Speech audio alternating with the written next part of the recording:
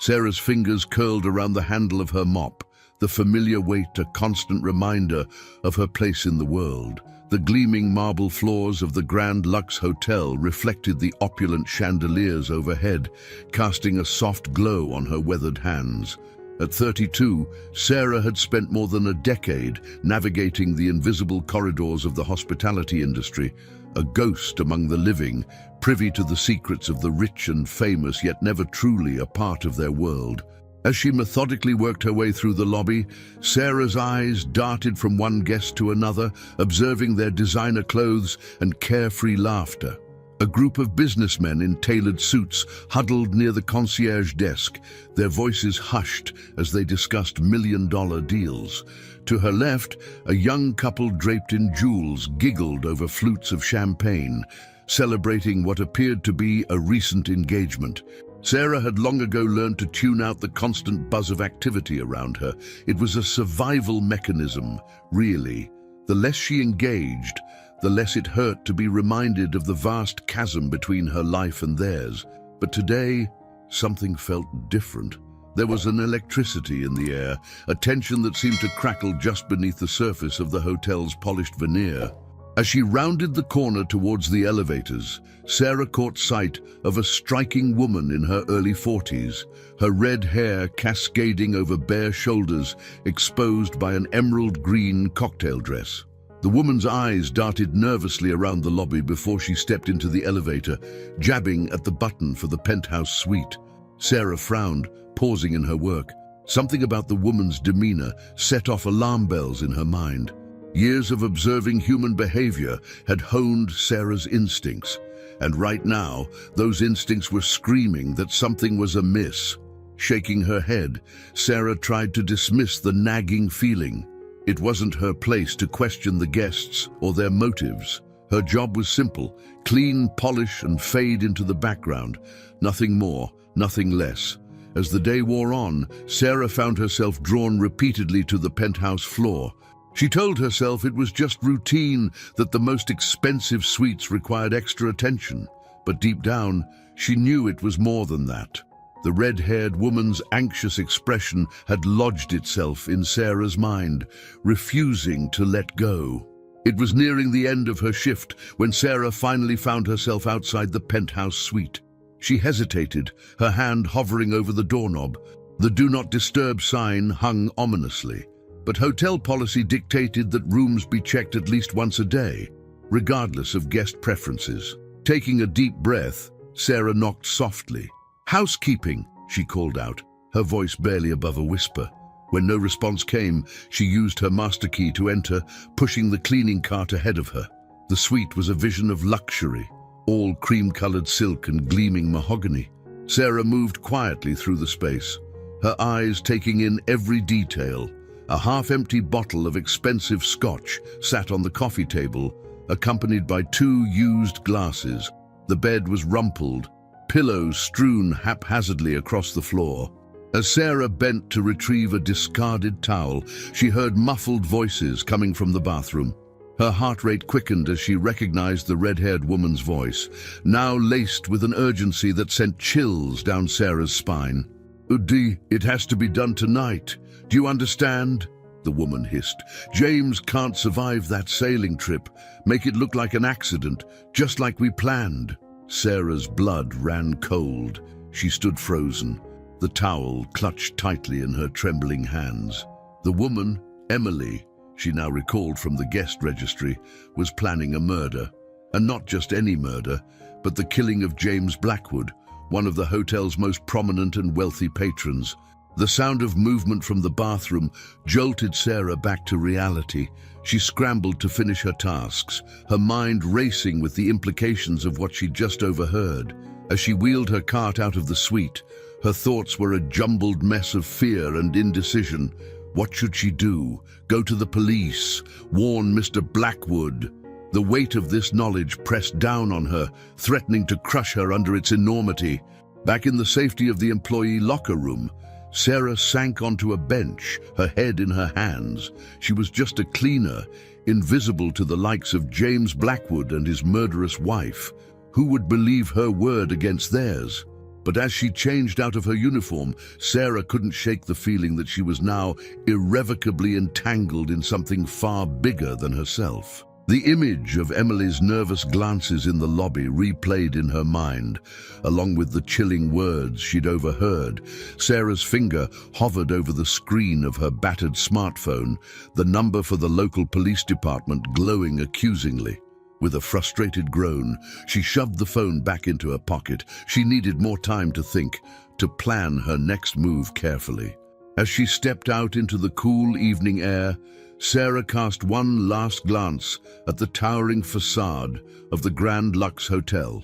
Its glittering windows seemed to mock her, holding the secrets of its inhabitants just out of reach. Little did Sarah know that her decision in the coming hours would not only change the course of James Blackwood's life, but would set in motion a chain of events that would unravel the very fabric of her own existence. The humble hotel cleaner was about to step into a world of wealth, deceit, and long-buried secrets, a world that would test her courage, her loyalty, and her very understanding of who she truly was. The sun had barely risen over the New York City skyline when Sarah found herself back at the Grand Lux Hotel, her mind still reeling from the events of the previous day.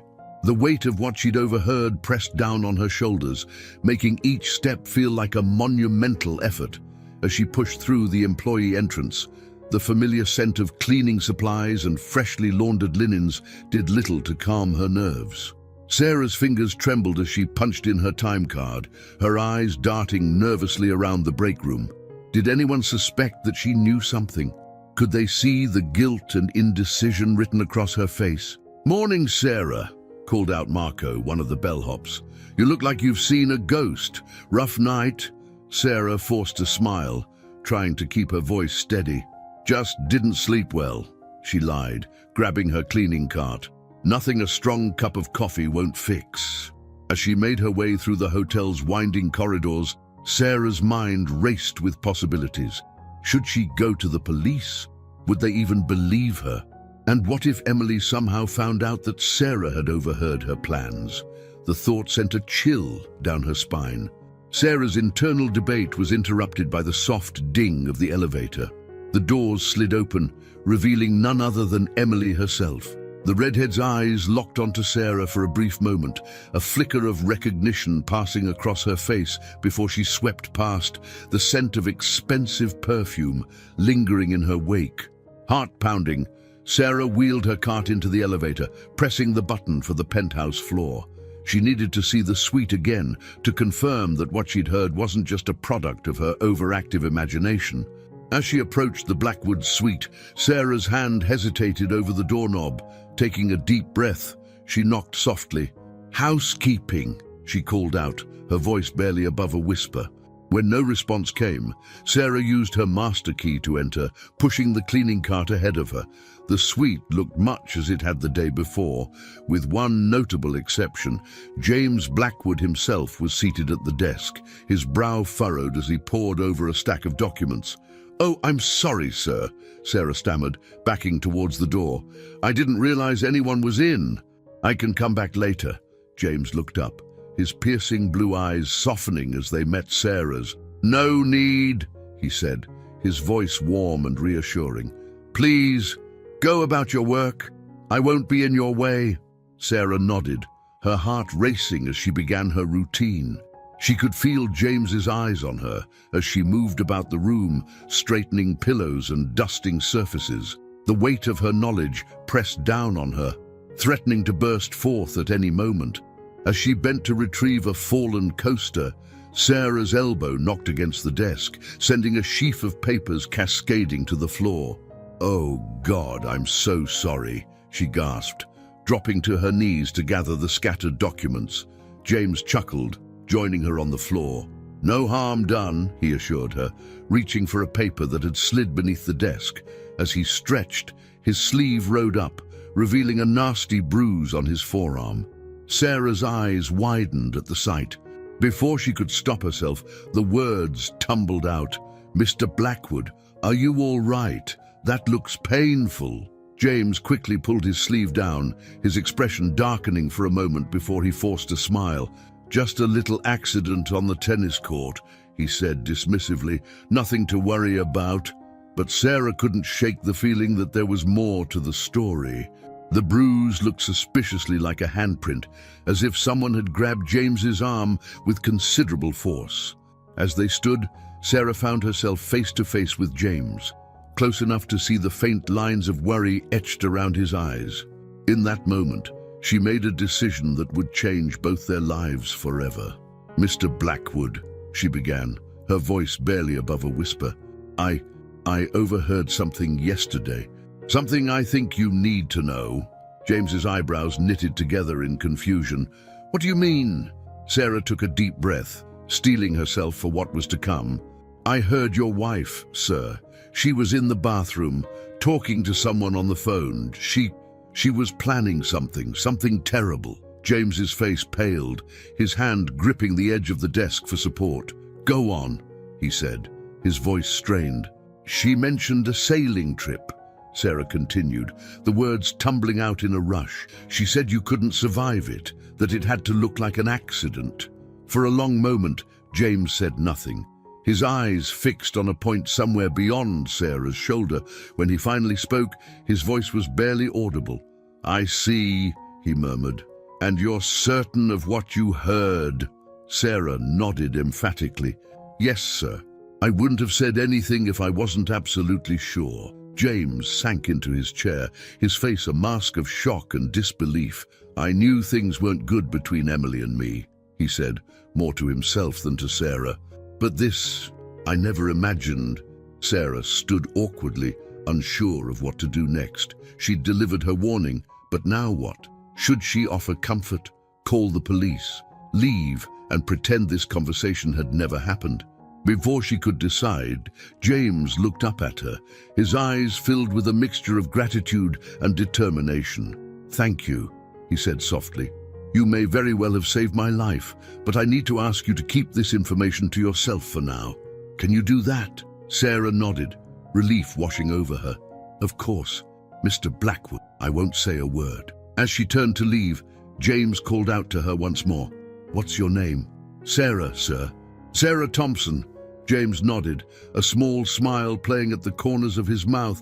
"Thank you, Sarah Thompson. I won't forget this." As Sarah exited the suite, her mind was spinning. She'd done it. She'd warned James Blackwood about the plot against his life, but instead of feeling relieved, she felt a growing sense of unease. What would James do with this information? And more importantly, what would Emily do when she discovered her plans had been thwarted? Throughout the rest of her shift, Sarah found herself jumping at every sound, her eyes constantly darting to the elevators, half expecting Emily or some shadowy figure to emerge and confront her. But the day passed without incident, and as Sarah clocked out, she allowed herself to hope that perhaps the worst was behind her. Little did she know that her actions had set in motion a chain of events that would not only shake the foundations of the Blackwood Empire, but would also unearth long-buried secrets from her own past. As Sarah made her way home that evening, the New York City streets teeming with life around her, she was blissfully unaware that her life was about to change in ways she could never have imagined. The stage was set, the players in position, and Sarah Thompson, the unassuming hotel cleaner, had unwittingly become the catalyst for a drama that would captivate the city and beyond. The lines between victim and villain, savior and betrayer, were about to blur, and at the center of it all stood Sarah, poised on the precipice of a journey that would test her courage, her loyalty, and her very understanding of who she truly was. As the sun set over the Manhattan skyline, casting long shadows across the city streets, Sarah couldn't shake the feeling that she was being watched. The weight of her knowledge, of the role she now played in this unfolding drama, pressed down on her, both a burden and a strange sort of exhilaration. For the first time in years, she felt truly alive, a player in a game much larger than herself. But with that aliveness came fear, uncertainty, and a gnawing sense that her life would never be the same again. The following morning dawned grey and overcast, mirroring Sarah's tumultuous state of mind. As she made her way to the Grand Lux Hotel, her thoughts were a whirlwind of anxiety and second-guessing. Had she done the right thing by warning James Blackwood? What if Emily somehow discovered that Sarah was the one who had revealed her plans? Sarah's footsteps echoed in the nearly empty lobby as she made her way to the employee locker room. The hotel was eerily quiet at this early hour, the usual bustle of guests and staff not yet begun. As she changed into her uniform, Sarah couldn't shake the feeling that something significant was about to happen. Her shift began, as it always did, with a list of rooms to clean and restock. But as Sarah pushed her cart down the plush hallways, her eyes constantly darted around, half expecting Emily or one of her associates to appear at any moment. It was just past 10 o'clock when Sarah found herself once again outside the Blackwoods' penthouse suite. Her hand trembled as she raised it to knock, the memory of yesterday's conversation with James still fresh in her mind. "Housekeeping," she called softly, her voice barely audible even to her own ears. To her surprise, the door swung open almost immediately, revealing James Blackwood himself. His face was drawn and pale, dark circles under his eyes, betraying a sleepless night. "Sarah," he said, his voice low and urgent, "I'm glad you're here. Please, come in." Hesitantly, Sarah stepped into the suite, leaving her cleaning cart in the hallway. James closed the door behind her, then turned to face her, his blue eyes intense. "I've been thinking about what you told me yesterday," he began, running a hand through his salt and pepper hair. "At first, I couldn't believe it. Emily and I have had our problems, but murder, it seemed impossible." Sarah nodded, her throat tight with apprehension. "I understand, Mr. Blackwood. I almost couldn't believe it myself when I overheard it." James paced the room, his agitation palpable. But the more I thought about it, the more things started to make sense. The way Emily's been acting lately, her insistence on this sailing trip. And then there's this. He pulled out his phone, tapping the screen a few times before handing it to Sarah. On the display was a series of text messages, clearly between Emily and someone saved in the contacts as Eli. The messages were vague, but the implications were chilling. Everything's set for Friday. Jay won't know what hit him. Remember, it has to look like an accident. Sarah's hands shook as she handed the phone back to James. "Oh my God," she whispered. "It's really true." James nodded grimly. "I confronted Emily about it this morning. She denied everything, of course, but I could see the guilt in her eyes. She stormed out, said she was going to stay with her sister for a few days." Sarah's mind raced. "What are you going to do? Have you called the police?" James shook his head. "Not yet. The messages are damning, but they're not explicit enough to prove anything. And without concrete evidence, it would be my word against Emily's. Do you have any idea how that would look in the press? Billionaire accuses wife of murder plot. It would be a circus." Sarah couldn't help but feel a twinge of sympathy for the man before her. Despite his wealth and status, in this moment, he seemed utterly alone and vulnerable. "There's something else," James continued, his voice dropping even lower. "Something I haven't told anyone. I think Emily might not be working alone." Sarah's eyes widened. "What do you mean?" James sank into an armchair, gesturing for Sarah to sit as well. "Over the past few months, I've noticed some discrepancies in the company's finances. Nothing major, but enough to raise suspicions. I started looking into it quietly, and I think someone high up in the organization might be embezzling funds." Sarah leaned forward, her cleaning duties all but forgotten. "And you think this person might be working with Emily?" James nodded. "It's possible. If I were to die in an accident, Emily would inherit everything, including control of the company. It would be the perfect opportunity for anyone involved in financial misconduct to cover their tracks." The weight of this new information settled over Sarah like a heavy blanket. She had stumbled into something far bigger and more dangerous than she could have imagined. Part of her wanted to run, to forget everything she'd heard and go back to her simple life of anonymity. But another part, a part she barely recognized, felt a strange excitement at being involved in something so important. "Mr. Blackwood," she said, her voice steadier than she felt, "what can I do to help?" James looked at her thoughtfully, as if seeing her for the first time. "You've already done more than I could have asked, Sarah, but if you're willing, I could use your help. Your position in the hotel gives you access to places and information that I can't get to without arousing suspicion." Sarah nodded slowly, her mind already racing with possibilities. "What do you need me to do?" For the next hour, James outlined his plan. Sarah would continue her normal duties, but keep an eye out for anything suspicious. She would pay special attention to Emily's comings and goings, as well as any visitors she might receive. James gave her a burner phone, instructing her to use it only to contact him with any information she uncovered. As Sarah left the suite, her head spinning with all she had learned, she couldn't help but feel a mix of fear and exhilaration. She had been thrust into a world of wealth, power, and danger, a world she had only ever observed from the sidelines. Now, she was a player in this high-stakes game, and the thought both terrified and thrilled her. The rest of Sarah's shift passed in a blur of nervous energy. Every guest she encountered, every conversation she overheard, took on new significance. Was that well-dressed businessman Emily's mysterious accomplice?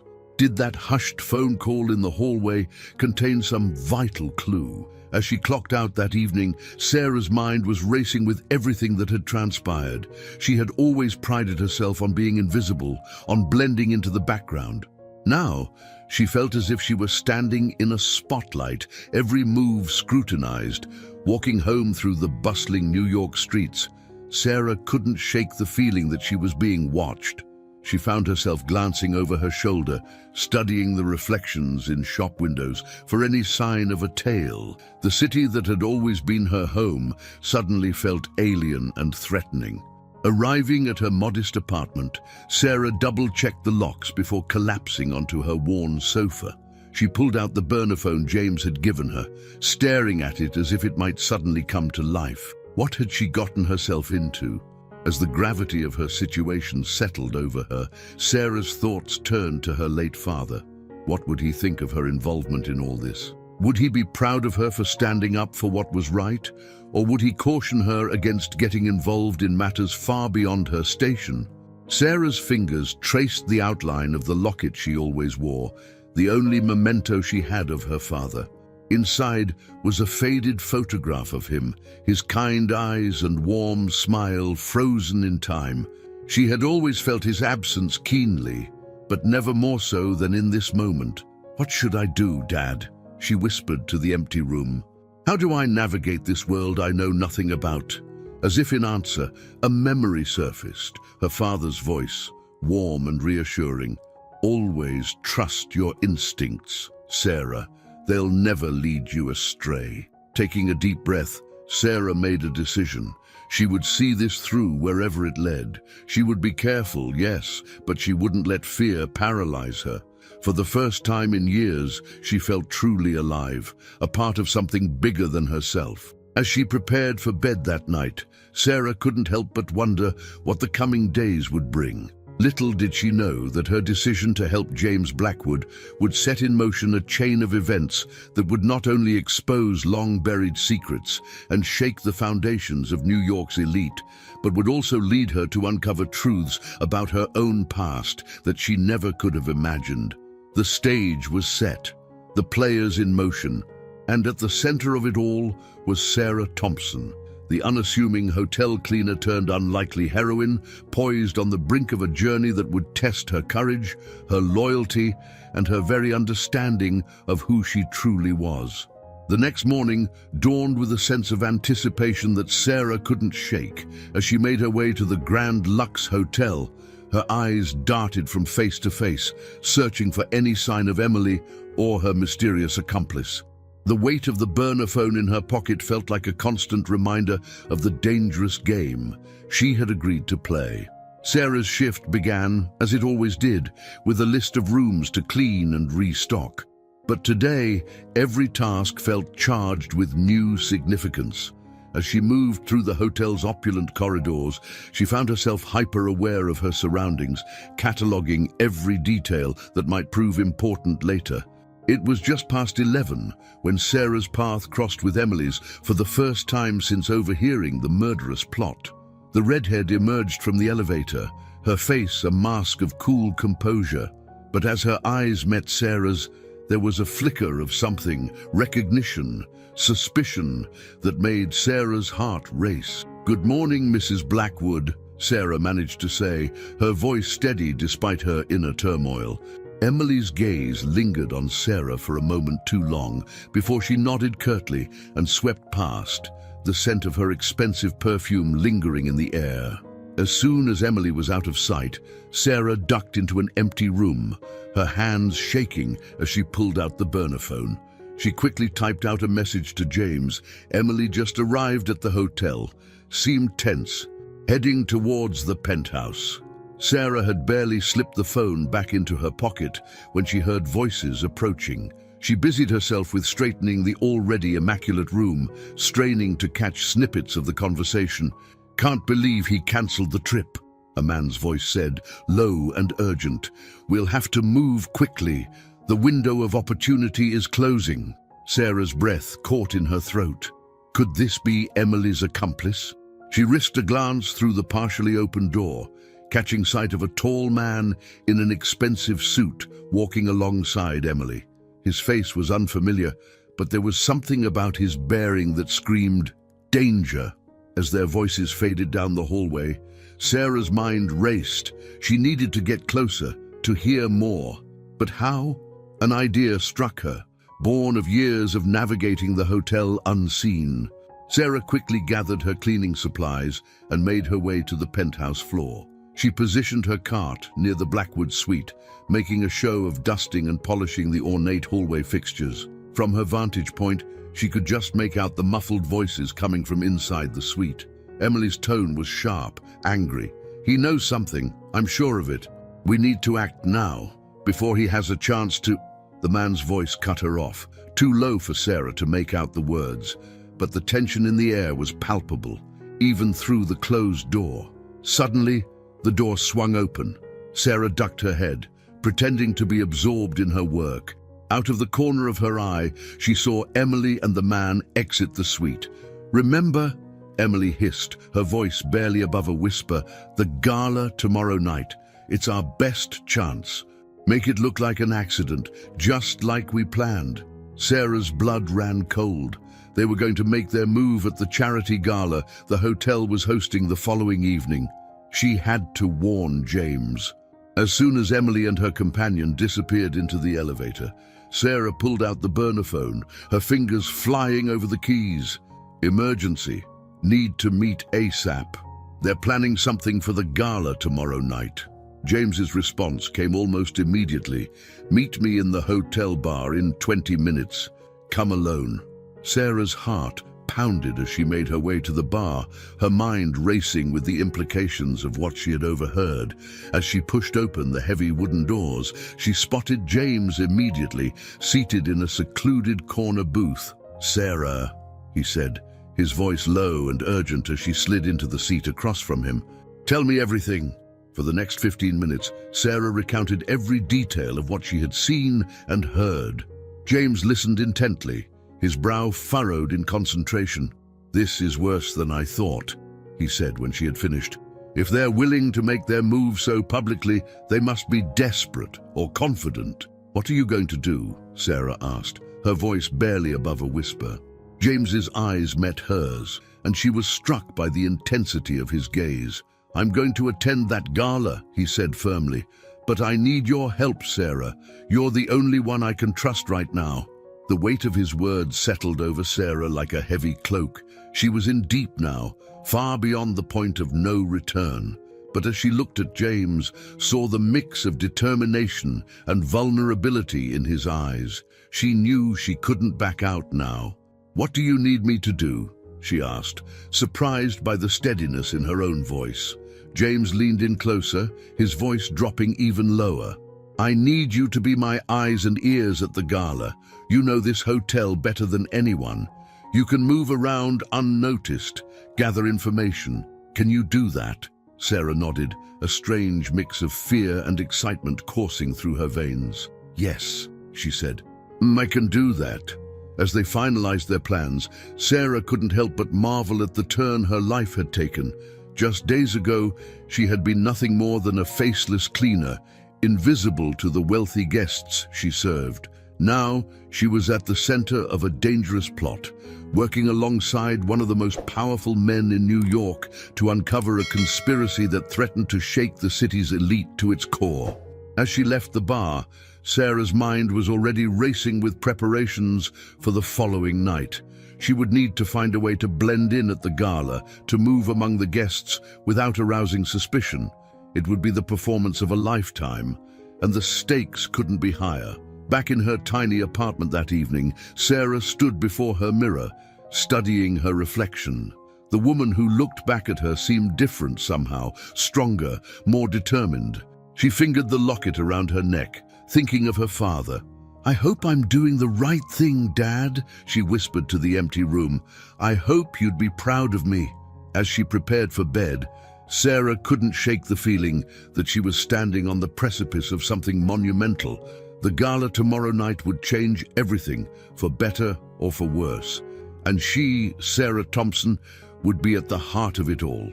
Little did she know that the events of the following evening would not only expose the truth behind Emily's plot, but would also set in motion a chain of revelations that would shake Sarah's understanding of her own past to its very foundations. The stage was set for a night of high stakes, hidden agendas, and life-altering discoveries. As Sarah drifted off to sleep, her dreams were filled with swirling images of glittering ballrooms, shadowy figures, and a sense of impending destiny.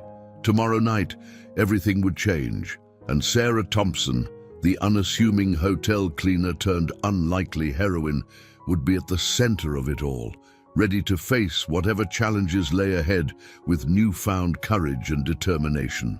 The day of the gala arrived with a palpable sense of tension hanging in the air. Sarah woke before dawn, her mind already racing with the myriad details of the plan she and James had concocted. As she dressed in her familiar hotel uniform, she couldn't help but feel like an actress preparing for the most important role of her life. The Grand Lux Hotel was a hive of activity as Sarah arrived for her shift. Staff members scurried about, making last-minute preparations for the evening's event. Florists arranged elaborate centerpieces, caterers wheeled in carts laden with gourmet delicacies, and security personnel conducted thorough sweeps of the premises. Sarah moved through her usual cleaning routine with practiced efficiency, all the while keeping her eyes and ears open for any sign of Emily or her mysterious accomplice. The burner phone James had given her felt like a lead weight in her pocket, a constant reminder of the dangerous game she was playing. As the morning wore on, Sarah found herself outside the Blackwoods penthouse suite once again. She hesitated for a moment before knocking, her heart racing. "Housekeeping," she called out, her voice steadier than she felt. The door swung open to reveal James, looking haggard and tense. "Sarah," he said, his voice low and urgent. "Come in, quickly." Once inside, James closed the door and turned to face her. There's been a change of plans," he said, running a hand through his disheveled hair. "I've received some information that suggests Emily and her accomplice might be planning to make their move earlier than we anticipated." Sarah felt her stomach drop. Earlier? But how? When? James shook his head, frustration evident in every line of his face. "I'm not sure, but we need to be prepared for anything. Are you still willing to go through with this?" Sarah took a deep breath, steeling herself. She thought of her father, of the values he had instilled in her. "Yes," she said firmly. "I'm in, no matter what." Relief flooded James's features. "Thank you, Sarah. I don't know how I can ever repay you for this." For the next hour, they went over the revised plan in painstaking detail. Sarah would use her access as a staff member to monitor the preparations for the gala, keeping an eye out for anything suspicious. During the event itself, She would don a disguise provided by James, an elegant evening gown and a carefully crafted wig, allowing her to move among the guests unrecognized. As Sarah left the suite, her mind whirling with all the new information, she couldn't help but feel a mix of excitement and terror. This was so far beyond anything she had ever experienced, yet something deep inside her felt right, as if she had been preparing for this moment her entire life without even knowing it. The rest of the day passed in a blur of activity. Sarah went about her duties with mechanical precision, all the while observing every detail of the gala preparations with newfound intensity. She noted the placement of every security camera, every exit, every potential hiding spot. As evening approached, Sarah slipped away to a secluded storage room where James had left her disguise. With trembling hands, she transformed herself from the invisible hotel cleaner into a vision of elegance and sophistication. The midnight blue gown hugged her curves in a way that made her almost unrecognizable to herself. The honey blonde wig, styled in an elaborate updo, completed her metamorphosis. Sarah stared at her reflection in a small mirror, barely able to believe the transformation. For a moment, she allowed herself to imagine a different life, one where she belonged in this world of wealth and privilege. But then she remembered her purpose, her mission, and her resolve hardened. As she made her way to the grand ballroom, Sarah's heart pounded so loudly she was sure everyone could hear it. The room was a glittering spectacle of wealth and opulence. Chandeliers cast a warm glow over the assembled guests, their jewelry sparkling like stars in the night sky. Sarah moved through the crowd with practiced grace, her eyes constantly scanning for any sign of Emily or her accomplice. She spotted James across the room, engaged in conversation with a group of distinguished-looking men. Their eyes met briefly, and he gave her an almost imperceptible nod. As she circulated, Sarah overheard snippets of conversation, gossip about mergers and acquisitions, whispers of political scandals, boasts about vacation homes and private jets. It was a world so far removed from her own that it felt almost like a dream. Suddenly, a familiar voice cut through the din. "James, darling, there you are." Sarah turned to see Emily gliding across the room towards her husband, a vision in emerald green. But there was something in Emily's eyes, a hardness that sent a chill down Sarah's spine. As Emily reached James, Sarah saw her slip something into his hand, a champagne flute. With growing horror, Sarah realized this must be it. Their plan to poison James right here, in front of everyone. Time seemed to slow to a crawl. Sarah knew she had to act, but how? She couldn't simply rush across the room and knock the glass from James's hand. That would blow her cover and potentially ruin everything. In that moment, Sarah made a split-second decision. She grabbed a tray of champagne from a passing waiter and made her way towards James and Emily, her heart pounding in her ears. As she approached, she deliberately stumbled, sending the tray of glasses crashing to the floor. The sound of shattering glass filled the air, and all eyes turned towards the commotion.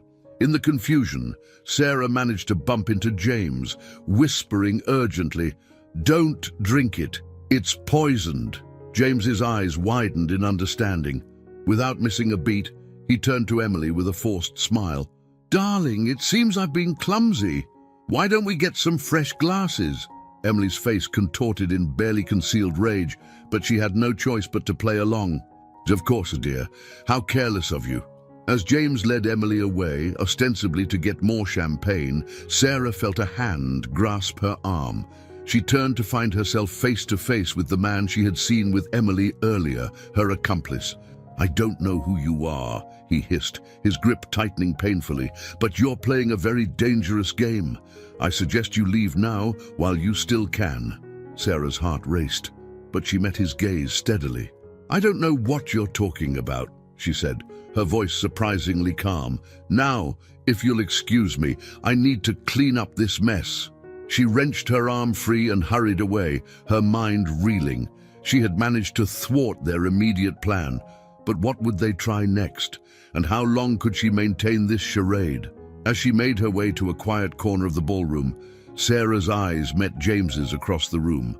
He gave her a slight nod, a look of gratitude and determination in his eyes. They had won this round, but the night was far from over. Sarah took a deep breath, steadying herself. She had come this far, and there was no turning back now. Whatever challenges lay ahead, she would face them head-on. For the first time in her life, Sarah felt truly alive, truly purposeful. And as she rejoined the glittering crowd, blending in seamlessly with the elite of New York society, she couldn't help but feel that this was just the beginning of something much bigger than she could have ever imagined. Little did Sarah know that the events of this night would not only expose the truth behind Emily's murderous plot, but would also set in motion a chain of revelations that would shake the very foundations of her world.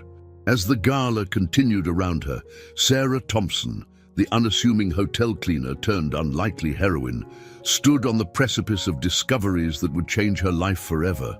The gala continued to swirl around Sarah, a dizzying whirlwind of glitter and champagne. Her heart still raced from the close call with James's poisoned drink, but she forced herself to remain calm and composed. She had a role to play, and now more than ever, she needed to be vigilant. As she circulated through the crowd, Sarah kept a watchful eye on Emily and her mysterious accomplice. The tension between them was palpable, even from across the room. Emily's emerald gown seemed to shimmer with barely contained rage, while her partner's face was a mask of cold calculation. Sarah's mind raced, trying to anticipate their next move. The poisoned champagne had failed, but surely they had a backup plan. She needed to stay close, to overhear any whispered conversations or catch any suspicious movements. As she maneuvered through the throng of New York's elite, Sarah couldn't help but marvel at the ease with which she now moved in this world. Just days ago, she had been invisible to these people, nothing more than a nameless face in a hotel uniform. Now, in her elegant gown and carefully crafted disguise, she was one of them, or at least she appeared to be. Suddenly, a hand grasped her elbow, and Sarah turned to find herself face to face with James. His blue eyes were intense, his voice low and urgent as he leaned in close, ostensibly in an intimate gesture. "They're on the move," he murmured, his lips barely moving. Emily just received a text and left the ballroom. Her accomplice followed a minute later. "We need to find out what they're up to." Sarah nodded, almost imperceptibly, her pulse quickening. "I'll follow Emily," she whispered back. "You take the man. Be careful, James." As they parted, Sarah couldn't help but feel a twinge of concern for James. Despite his wealth and power, he seemed vulnerable in this moment, a man fighting for his life against those he should have been able to trust. She pushed the thought aside, focusing on the task at hand. With practiced ease, Sarah slipped out of the ballroom, her eyes scanning the ornate hallway for any sign of Emily. A flash of emerald caught her attention, disappearing around a corner at the far end of the corridor. Sarah followed, her heart pounding in her chest. The hotel's labyrinthine hallways were eerily quiet compared to the bustling gala. Sarah's footsteps seemed impossibly loud on the plush carpet as she trailed Emily, always staying just far enough behind to avoid detection. She watched as Emily made her way to the service elevator, quickly stepping inside. Sarah's mind raced. The service elevator led to the hotel's restricted areas, the kitchens, laundry rooms, and staff quarters. What could Emily possibly be doing down there? Without hesitation, Sarah ducked into a nearby supply closet. In a matter of minutes, she had shed her elegant gown, revealing the hotel uniform she had worn underneath as a precaution. She quickly removed her wig, tucking it into a bag along with the dress. Emerging from the closet, Sarah was once again the invisible hotel cleaner. She made her way to the service elevator, her heart racing as she pressed the call button. As the doors slid open, she stepped inside, pressing the button for the basement level where the main kitchen was located. The elevator descended, and Sarah tried to calm her racing thoughts. She had no idea what she would find when those doors opened, but she knew she had to be prepared for anything. As the elevator came to a stop and the doors slid open, Sarah was hit with a wall of sound and activity. The main kitchen was a hive of controlled chaos, with chefs and kitchen staff rushing to prepare the elaborate meals for the gala upstairs. Sarah stepped out, her eyes scanning the bustling space for any sign of Emily. She moved through the kitchen with purpose, as if she belonged there, nodding to the occasional staff member who glanced her way. Suddenly, she caught a glimpse of emerald fabric disappearing through a door at the far end of the kitchen. Sarah's pulse quickened as she recognized the sign on the door, "Wine Cellar." Glancing around to ensure no one was watching, Sarah slipped through the door and found herself at the top of a narrow staircase leading down into darkness. The temperature dropped noticeably as she descended, the sounds of the kitchen fading away. At the bottom of the stairs, Sarah paused, straining her ears. She could hear muffled voices coming from deeper within the cellar. Taking a deep breath, she crept forward, moving silently between the towering racks of wine bottles. As she drew closer, the voices became clearer. Sarah recognized Emily's sharp tone, filled with frustration and anger. "Can't believe you botched it," Emily was saying. "Do you have any idea how much is at stake here?" A man's voice responded, low and threatening. "Watch your tone, Emily. Remember, I'm not the only one with something to lose if this goes south." Sarah's breath caught in her throat as she realized she was listening to Emily and her accomplice. She inched closer, desperate to hear more. "We need to move quickly," Emily said, her voice tight with tension. "James is suspicious now. If we don't act tonight, we may not get another chance." "Relax," the man replied, a hint of amusement in his tone. "I've got it all under control. The car is ready, just like we planned. All we need to do is get James alone for a moment," and Sarah's foot slipped on the damp stone floor, sending a wine bottle crashing to the ground. The sound echoed through the cellar like a gunshot. For a moment, everything was silent. Then, Emily's voice rang out, sharp and dangerous. "Who's there? Show yourself." Sarah's heart pounded in her chest as she heard footsteps approaching. She looked around frantically, searching for a way out or a place to hide, but she was trapped, cornered in the maze-like cellar. Just as she was about to make a desperate run for it, a hand clamped over her mouth, pulling her back into the shadows. Sarah struggled, panic rising in her throat, until a familiar voice whispered in her ear, "Shh, Sarah, it's me, James." Relief flooded through her as James released his hold. They crouched together in the darkness, barely daring to breathe as Emily and her accomplice searched the cellar. "There's no one here," the man's voice echoed. "Probably just a rat or something. Come on, we need to finalize the details." As their footsteps faded, James turned to Sarah, his eyes wide with a mix of fear and determination. "We need to get out of here," he whispered. "And they're planning something big, and we don't have much time." Sarah nodded, her mind racing. "I heard them mention a car," she whispered back. "I think they're planning to abduct you." James's face hardened. "We can't let that happen, but we need proof, something concrete to take to the authorities." As they carefully made their way back towards the stairs, Sarah's mind whirled with possibilities.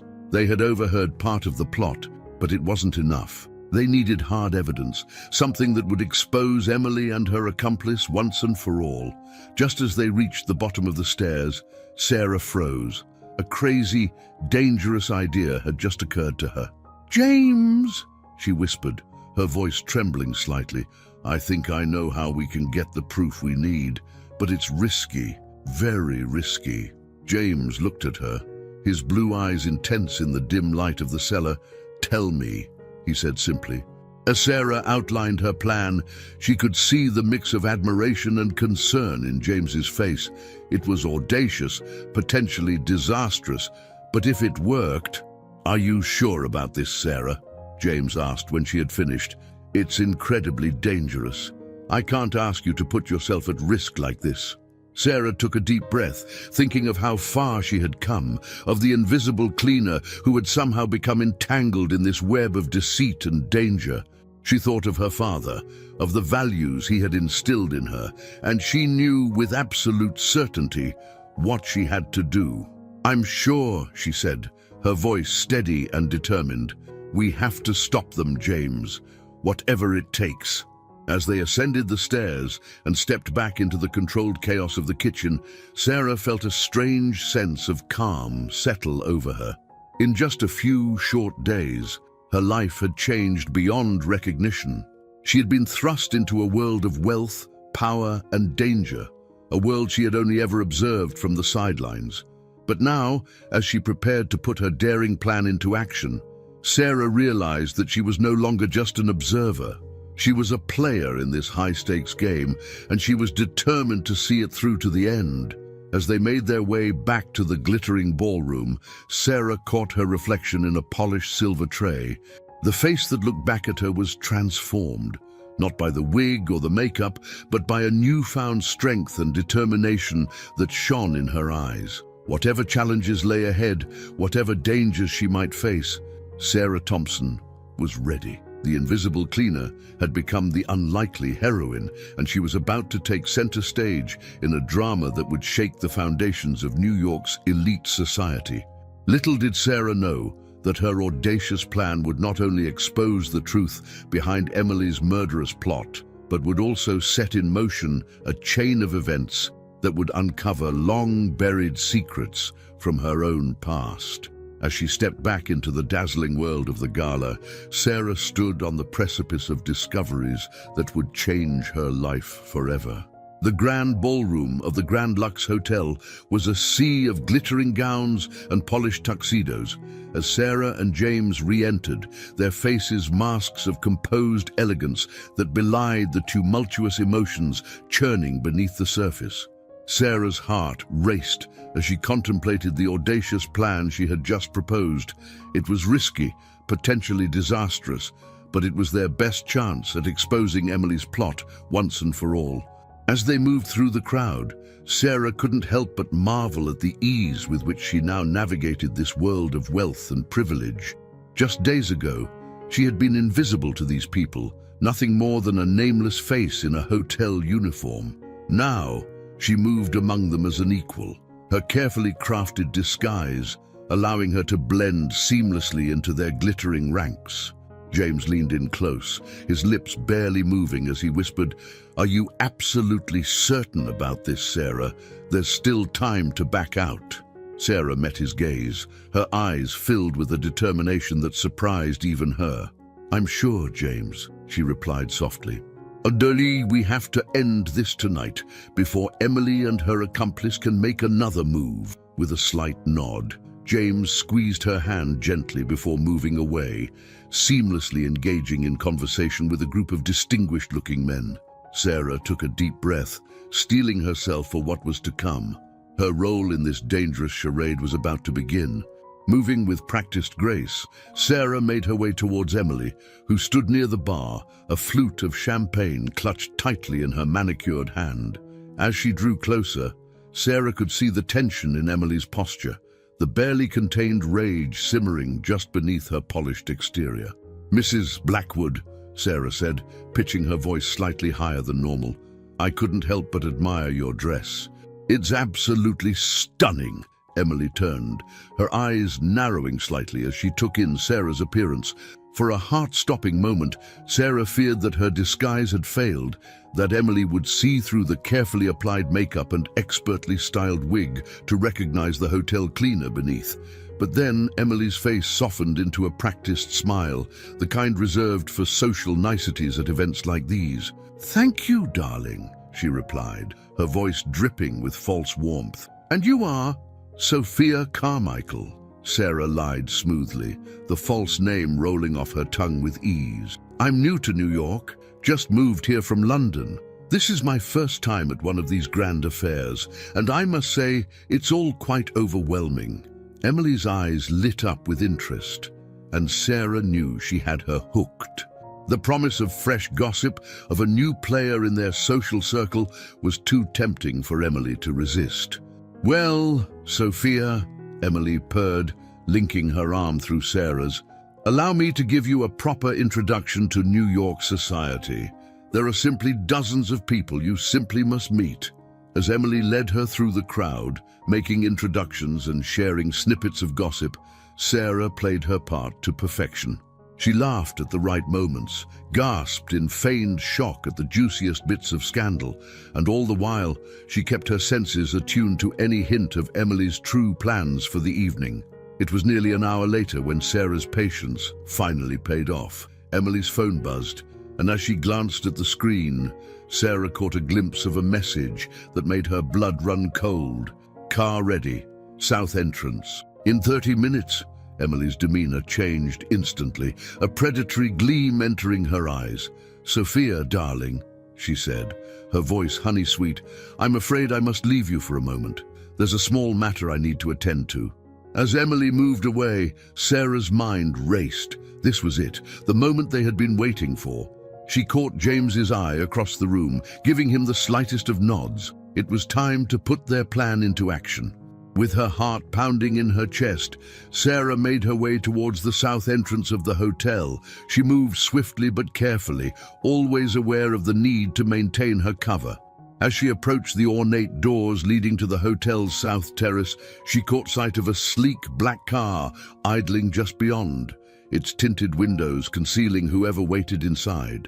Sarah positioned herself near a large potted plant, partially hidden from view but with a clear line of sight to both the terrace doors and the waiting car. She didn't have to wait long. Within minutes, Emily appeared, her emerald gown shimmering in the low light. She was followed closely by James, who appeared to be swaying slightly, as if intoxicated. Sarah's breath caught in her throat as she realized that despite their precautions, Emily had somehow managed to drug James. As Emily led James towards the waiting car, Sarah knew she had to act fast. She pulled out her phone, quickly activating the video recording function as she had discussed with James earlier. Whatever happened next, they would have irrefutable proof of Emily's intentions. "Come along, darling," Emily was saying, her voice sickly sweet as she guided James towards the car. "I think you've had a bit too much to drink. Let's get you home." James mumbled something unintelligible, his steps unsteady. As they reached the car, the rear door swung open, revealing Emily's accomplice, the same man Sarah had seen earlier in the wine cellar. "Hurry up!" the man hissed, his eyes darting nervously around the terrace. "We don't have much time." As Emily and the man began to maneuver James into the car, Sarah knew she had to make her move. Taking a deep breath, she stepped out from her hiding place, her phone held high. "I wouldn't do that if I were you," she called out, her voice surprisingly steady.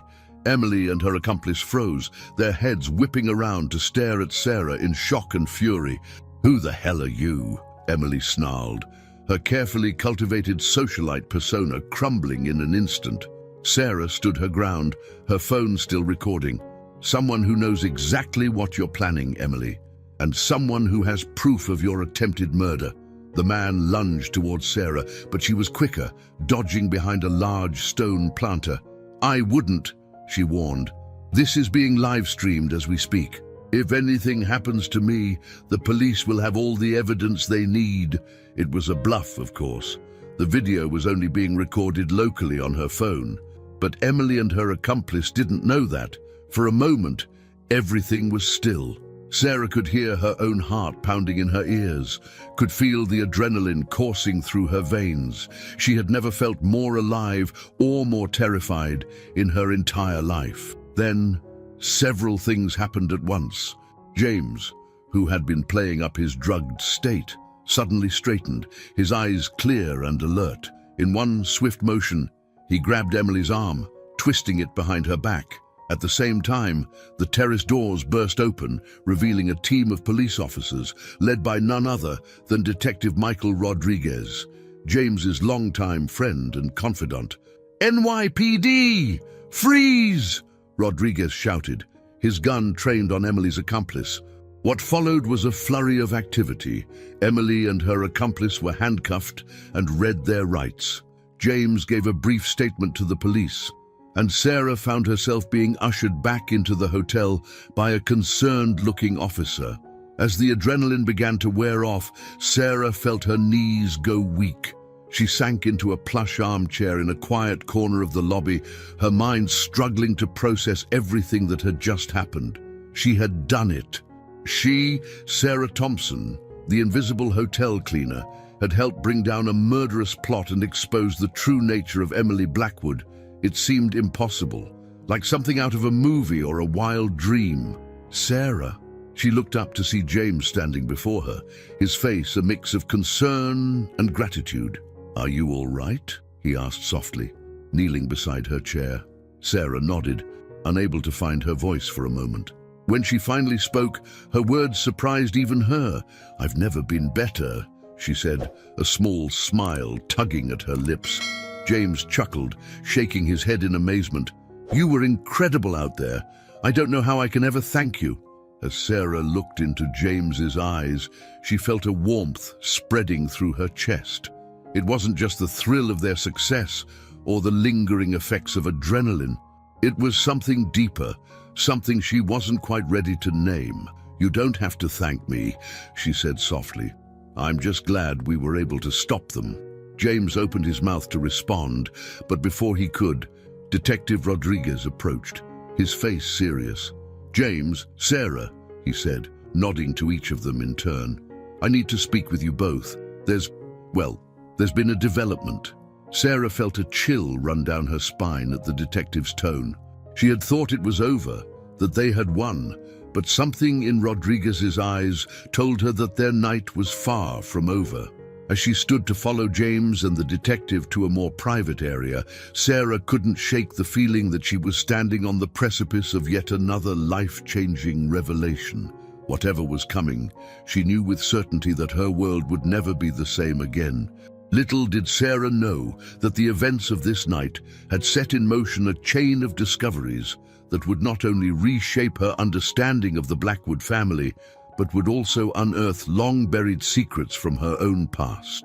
As she braced herself for whatever news Detective Rodriguez was about to deliver, Sarah Thompson, the unassuming hotel cleaner turned unlikely heroine, stood poised on the brink of uncovering truths that would shake the very foundations of her world. Detective Rodriguez led Sarah and James to a secluded corner of the hotel lobby, away from the prying eyes and ears of the curious onlookers who had gathered in the wake of the evening's dramatic events. The detective's face was grim, his posture tense, as he gestured for them to take a seat on a plush leather sofa. Sarah's heart raced as she sank into the cushions, her mind whirling with possibilities. What could possibly have happened now? Hadn't they just triumphed over Emily and her nefarious plot? The night had already been a roller coaster of emotions and revelations, and Sarah wasn't sure how much more she could take. James seemed to sense her unease, placing a reassuring hand on her arm as they waited for Detective Rodriguez to speak. The warmth of his touch sent a flutter through Sarah's chest, a momentary distraction from the tension that hung heavy in the air. "First of all," Rodriguez began, his voice low and serious, "I want to commend you both for your bravery tonight. What you did was incredibly risky, but it paid off. We have Emily and her accomplice in custody, and the evidence you gathered will be crucial in building our case against them." Sarah nodded, a small sense of pride blooming in her chest despite her apprehension.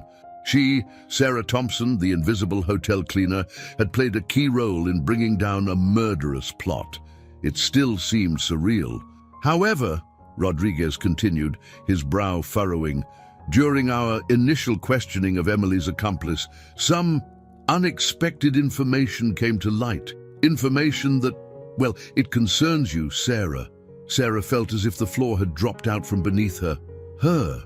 What could Emily's accomplice possibly know about her? She was nobody, just a hotel employee who had stumbled into this web of deceit and danger by chance. Wasn't she? What kind of information? Sarah managed to ask, her voice barely above a whisper. Rodriguez glanced at James, an unspoken communication passing between them. James nodded slightly, his jaw set in a grim line. "Sarah," the detective said gently, "the man we arrested tonight, Emily's accomplice, he claims to have known your father. Michael Thompson. The world seemed to tilt on its axis as Sarah processed this information. Her father, but how? Michael Thompson had been a simple construction worker, a hard-working man who had raised Sarah on his own after her mother's death. He had passed away 5 years ago in a tragic accident on a job site, leaving Sarah alone in the world. That's impossible, Sarah stammered, shaking her head in disbelief. My father was a construction worker. He didn't know anyone in this world. She gestured vaguely, encompassing the opulent hotel and all it represented. James leaned forward, his blue eyes intense as he looked at Sarah. Sarah, there's more. The man. He says that your father wasn't just a construction worker. He claims that Michael Thompson was once part of a very exclusive circle of, well, let's call them problem solvers for the wealthy and powerful. Sarah's mind reeled. Problem solvers? What did that even mean? She thought of her father, his kind eyes, his weathered hands, the way he'd always stressed the importance of honesty and hard work. How could he have been involved in anything like what James was suggesting? I don't understand, Sarah said, her voice trembling. Why are you telling me this now? What does it have to do with Emily's plot against James? Rodriguez sighed heavily, running a hand through his salt and pepper hair. Because, Sarah, according to Emily's accomplice, your father's death 5 years ago wasn't an accident. He claims it was orchestrated by the very people your father used to work for, people who feared he knew too much and might one day talk. The words hit Sarah like a physical blow. She felt the air leave her lungs, her vision blurring as tears welled up in her eyes. It couldn't be true. Her father, her kind, hard-working, honest father, couldn't have been mixed up in something so dangerous, so corrupt. No, she whispered, shaking her head vehemently. No, you're wrong. This man, whoever he is, he's lying. He must be. James reached out, taking Sarah's trembling hands in his own. Sarah, I know this is a lot to take in, but I need you to listen carefully. The man we arrested tonight, he says he has proof not just of your father's involvement, but of the conspiracy that led to his death. Sarah's mind raced, trying to reconcile this new information with everything she thought she knew about her father. Memories flooded back. Hushed phone calls late at night, mysterious envelopes that would appear and disappear from their small apartment, the way her father would sometimes look over his shoulder when they were out in public, as if expecting to see someone following them. At the time, she had dismissed these oddities as products of her overactive imagination. But now, what kind of proof? Sarah asked, her voice stronger now, fueled by a desperate need to understand. Rodriguez and James exchanged another glance before the detective spoke. Documents, mostly. Financial records, correspondence, and a video. A video that apparently shows the moments leading up to your father's death. Sarah felt as if she might be sick. A video of her father's final moments. The thought was both horrifying and strangely compelling. If there was even a chance that her father's death wasn't the accident she'd always believed it to be, didn't she owe it to his memory to uncover the truth? I want to see it, Sarah said, surprising herself with the steadiness of her voice. The video, the documents, all of it. If this man is telling the truth, if my father was really involved in whatever this is, I need to know. James squeezed her hands gently. Are you sure, Sarah? This could change everything. Once you see what's on that video, there's no going back. Sarah took a deep breath, steeling herself. She thought of her father, of his warm smile, of the way he'd always encouraged her to stand up for what was right, no matter the cost. She thought of the past few days, of how she'd discovered a strength within herself she never knew existed. I'm sure, she said, meeting James's gaze with determination. Dear, whatever the truth is, I need to face it. I owe it to my father and to myself. Rodriguez nodded, a glimmer of respect in his eyes. All right, the evidence is being processed at the precinct as we speak. I can arrange for you to view it first thing in the morning. As the detective stood to leave, promising to return with more information soon, Sarah felt a strange calm settle over her. The night's events had been a whirlwind of danger and revelation, pushing her far beyond the boundaries of her once ordinary life. But now, on the cusp of uncovering the truth about her father's past, Sarah realized that her journey was far from over. She turned to James, who was watching her with a mix of concern and admiration. "Thank you," she said softly, "for everything. I don't know how I would have gotten through tonight without you." James smiled, a warmth in his eyes that made Sarah's heart skip a beat. "You're stronger than you know, Sarah Thompson. Whatever we discover tomorrow, whatever truths come to light, I want you to know that you're not alone in this. I'll be right there beside you, every step of the way." As they sat there in the quiet corner of the hotel lobby, the sounds of the city muffled by the thick walls, Sarah felt a curious mix of emotions wash over her. Fear of what the morning might bring, grief for the father she thought she knew, determination to uncover the truth, no matter the cost, and beneath it all, a flicker of something new and unexpected, a warmth that bloomed in her chest whenever she looked at James.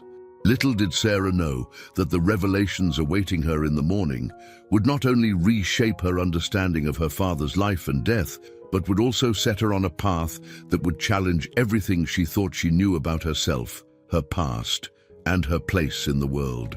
As the first light of dawn began to creep over the New York skyline, Sarah Thompson, the unassuming hotel cleaner turned unlikely heroine, stood poised on the brink of a journey that would test her courage, her loyalty, and her very understanding of the truth. The stage was set for a day of shocking discoveries, unexpected alliances, and dangers that would push Sarah to her limits. But as she sat there, drawing strength from James's presence beside her, Sarah knew that whatever challenges lay ahead, she would face them head-on, for her father's memory, for the truth, and for the woman she was becoming. A woman who was no longer content to remain invisible, but who was ready to step into the light and claim her own story. The early morning sun cast long shadows across the bustling streets of New York as Sarah and James made their way to the police precinct.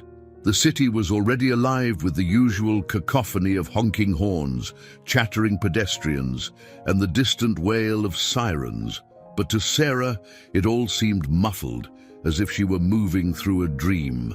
Her mind was a whirlwind of conflicting emotions, anticipation, fear, and a burning curiosity that threatened to consume her. In just a few short hours, she would be face to face with evidence that could potentially rewrite everything she thought she knew about her father and her own history. As they approached the imposing brick facade of the precinct, Sarah felt James's hand on the small of her back, a gesture of silent support that sent a warmth coursing through her. She glanced up at him, struck once again by the intensity of his blue eyes and the determined set of his jaw. How had her life become so intertwined with this man's in such a short time? "Are you ready for this?" James asked softly as they paused at the bottom of the precinct steps. Sarah took a deep breath, squaring her shoulders. "As ready as I'll ever be," she replied, surprised by the steadiness in her own voice. They made their way inside, the fluorescent lights and bustling activity a stark contrast to the opulence of the Grand Lux Hotel, where their adventure had begun.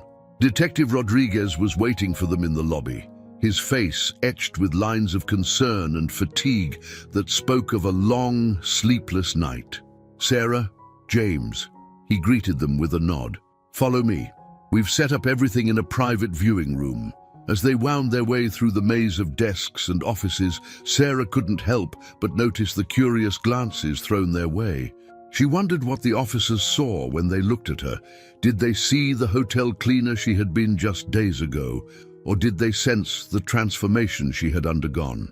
Rodriguez led them into a small, windowless room dominated by a large screen on one wall. A table in the center held a laptop and several thick folders stamped with "confidential" in bold red letters. "And before we begin," Rodriguez said, his tone grave, "I want to make sure you understand what you're about to see. This information, it's sensitive, potentially dangerous. Once you know it, there's no going back. Are you absolutely certain you want to proceed?" Sarah met the detective's gaze, her resolve solidifying.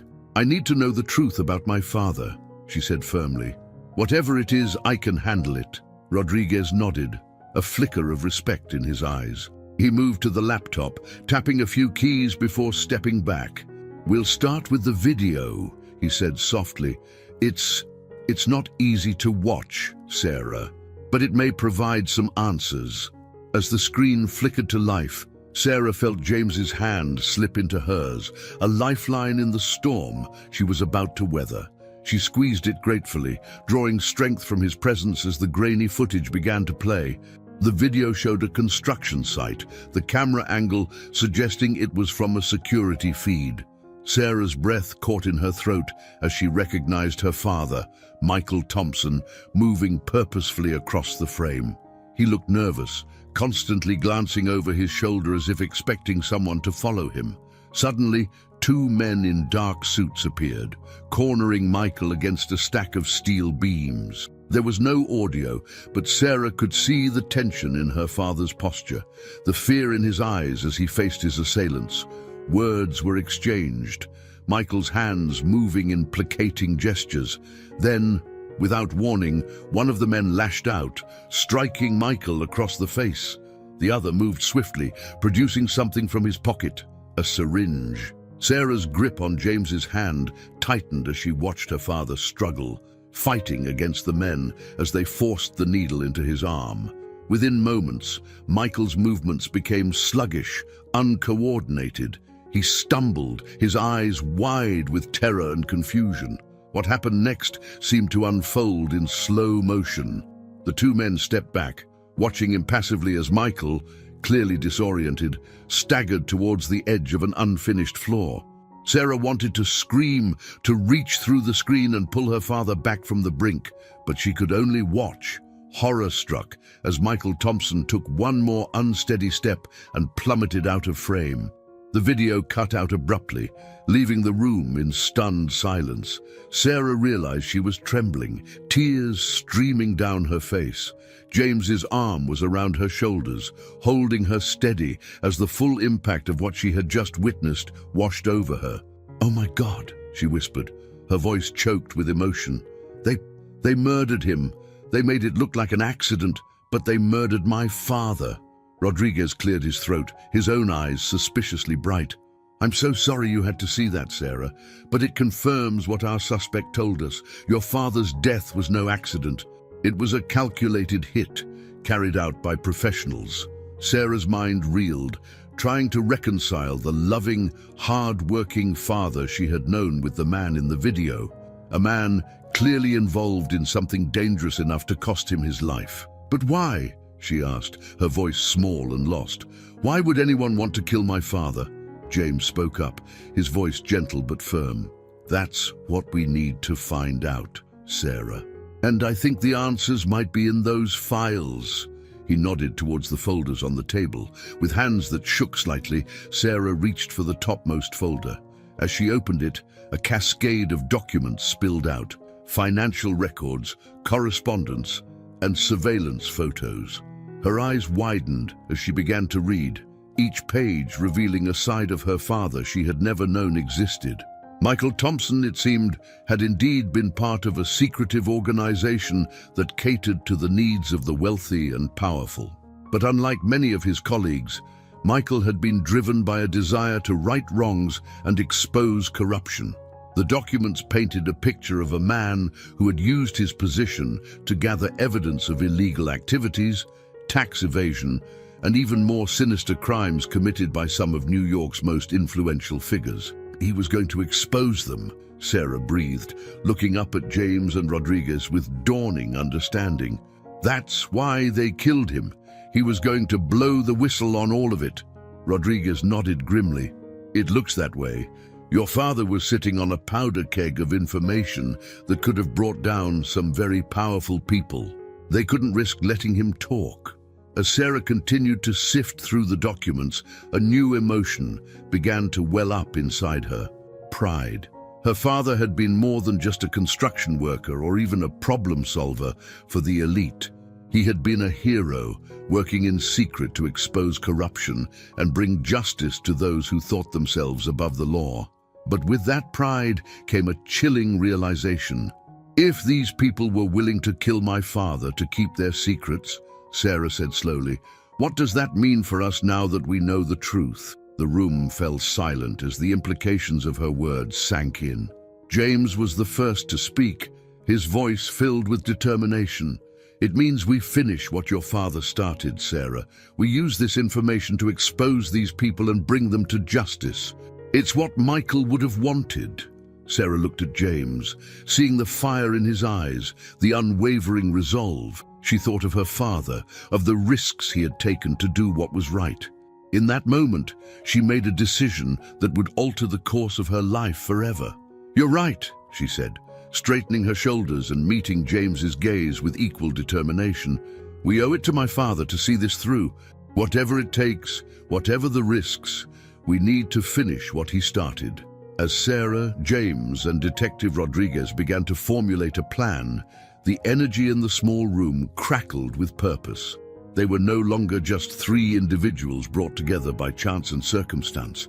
They were now a team, united in their quest for justice and truth. Little did they know that their decision would set in motion a chain of events that would shake the foundations of New York's power structures, expose long-buried secrets, and test the limits of their courage and loyalty. As the morning sun climbed higher in the sky, casting its light on a city teeming with hidden agendas and shadowy alliances, Sarah Thompson, the once invisible hotel cleaner turned unlikely heroine, stood poised on the brink of a journey that would challenge everything she thought she knew about herself, her father, and the world she lived in. The stage was set for a tale of danger, revelation, and redemption. And at its heart stood Sarah, ready to step out of the shadows and into a role she never could have imagined, the role of her father's daughter, carrying on his legacy and fighting for the truth, no matter the cost. The next few days passed in a whirlwind of activity as Sarah, James, and Detective Rodriguez delved deeper into the web of corruption that Michael Thompson had uncovered. They pored over documents, cross-referenced financial records, and pieced together a complex puzzle that implicated some of New York's most powerful figures in a range of illegal activities. Sarah found herself in a state of constant amazement, not just at the scope of her father's investigations, but at her own ability to understand and contribute to the process. Years of observing the inner workings of the Grand Lux Hotel had honed her skills of perception and deduction, allowing her to spot patterns and connections that others might have missed. On the fourth day of their investigation, Sarah sat in James's penthouse suite, surrounded by stacks of papers and multiple laptops displaying various financial records. The room, once a symbol of the wealth and privilege that had seemed so far removed from her world, now felt like a war room where they were planning their attack on the corrupt elite.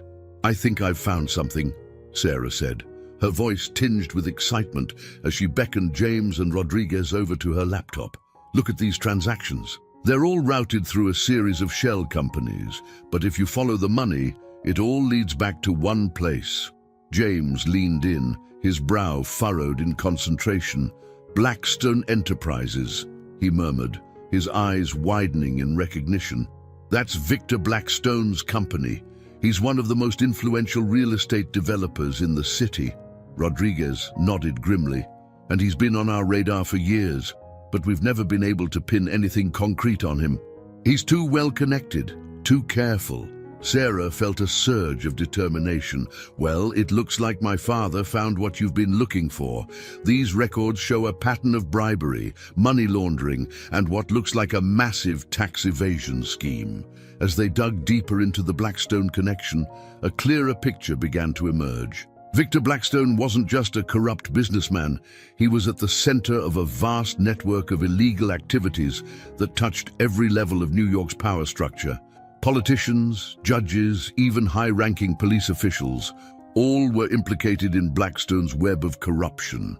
This is bigger than we imagined, James said, running a hand through his hair in a gesture that Sarah had come to recognize as a sign of his agitation.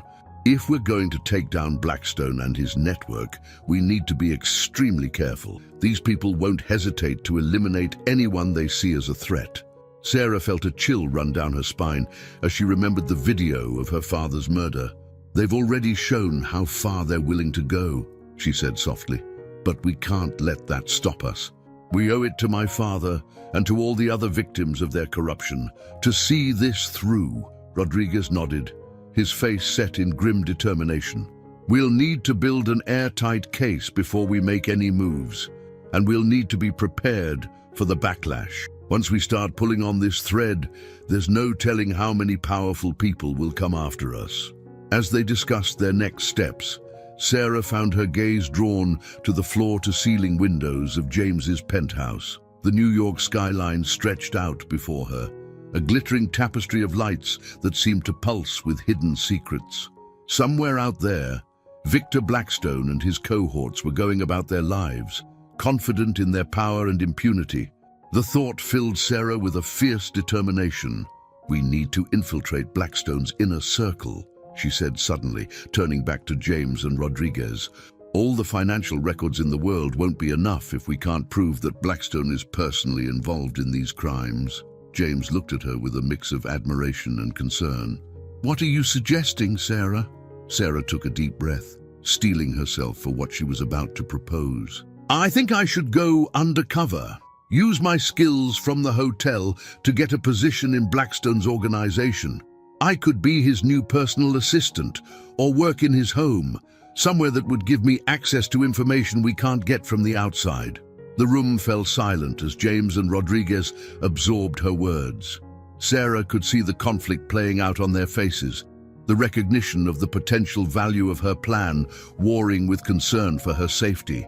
It gets too dangerous, James said finally, his voice tight with worry. These people killed your father, Sarah.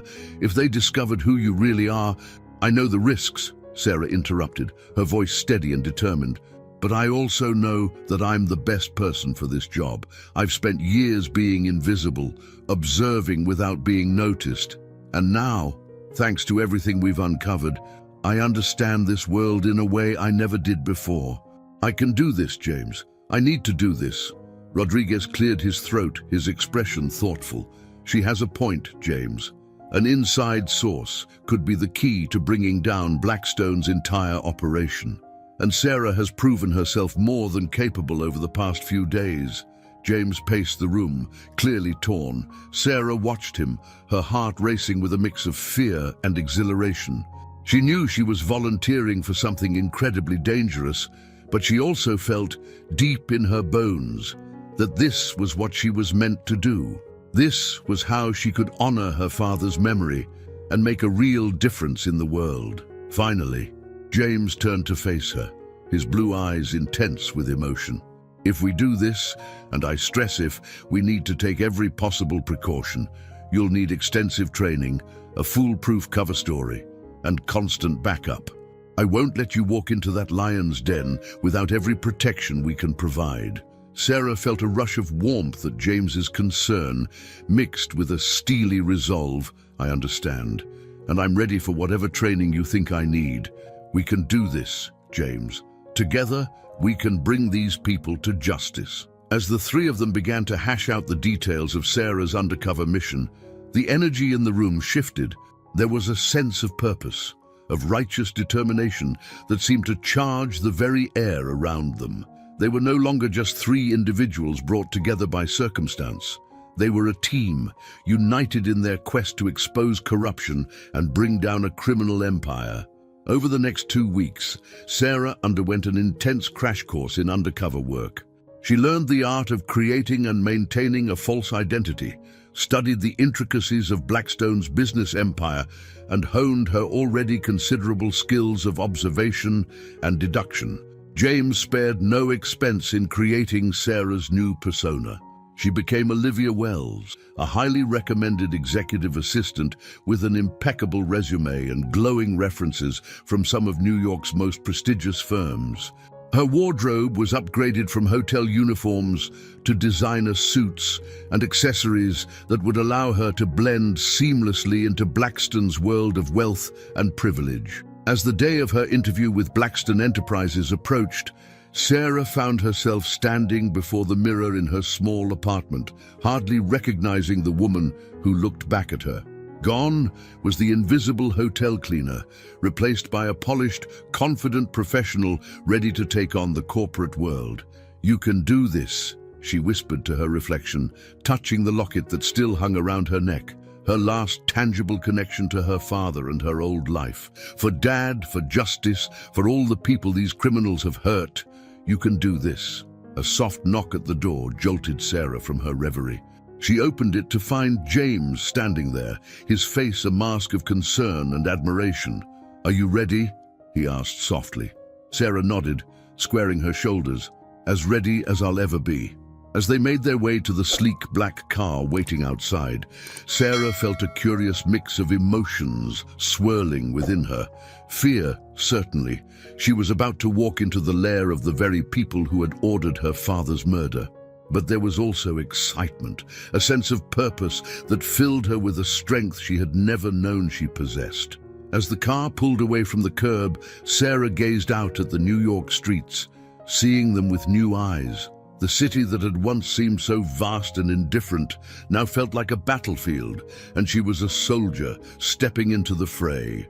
Little did Sarah know that her undercover mission would not only test her newfound skills and determination, but would also lead her to uncover secrets that would shake her understanding of her own past and the very foundations of the city she called home. As the Blackstone Enterprises building loomed before them, its glass facade reflecting the morning sun, Sarah Thompson, once an invisible cleaner, now a key player in a dangerous game of cat and mouse, prepared to step into a world of power, corruption, and hidden agendas, armed with nothing but her wits, her training, and her unwavering resolve to see justice done. The stage was set for a high-stakes drama of deception, danger, and unexpected alliances. And at its heart stood Sarah, ready to risk everything in her quest for truth and justice, unaware of the shocking revelations and life-altering discoveries that awaited her in the labyrinth of corruption she was about to enter. The gleaming glass and steel facade of Blackstone Enterprises loomed before Sarah as she stepped out of the car, her heart pounding beneath the crisp white blouse and tailored blazer of her new persona. She took a deep breath, channeling all of her training and newfound confidence into the role of Olivia Wells, ambitious executive assistant. "Remember," James said softly, his hand on her arm, "we're right here with you. The moment anything feels off, you give us the signal, and we'll extract you immediately." Sarah nodded, grateful for his concern, but determined to see this through. "I've got this," she assured him, surprised by the steadiness in her own voice. "Olivia Wells is ready to take on Blackstone Enterprises." As she walked through the revolving doors into the opulent lobby, Sarah marveled at how different this felt from her days at the Grand Lux Hotel. There, she had been invisible, a part of the background. Here, as Olivia, she commanded attention. The click of her heels on the polished marble floor seemed to announce her presence, and she felt the curious glances of employees and visitors alike. At the reception desk, she was greeted by a sleek professional woman whose smile never quite reached her eyes. "Ms. Wells, Mr. Blackstone is expecting you. Please, follow me." As they ascended in the elevator, Sarah's mind raced through the details of her cover story one last time. Olivia Wells, 28 years old, graduate of Columbia University, with a stellar track record as an executive assistant to some of New York's most demanding CEOs. She was efficient, discreet, and above all, loyal to her employers. The elevator doors opened onto the 50th floor, revealing a reception area that exuded power and wealth. Sarah followed her guide down a hallway lined with expensive artwork, her senses on high alert, cataloging every detail. They stopped before an imposing set of double doors. The receptionist knocked softly, then opened one door, gesturing for Sarah to enter. Mr. Blackstone, Mrs. Wells is here for her interview. Sarah stepped into the office, her eyes immediately drawn to the man behind the massive desk. Victor Blackstone was in his early 60s, with silver hair and piercing green eyes that seemed to look right through her. He exuded an aura of authority that made the spacious office feel suddenly smaller.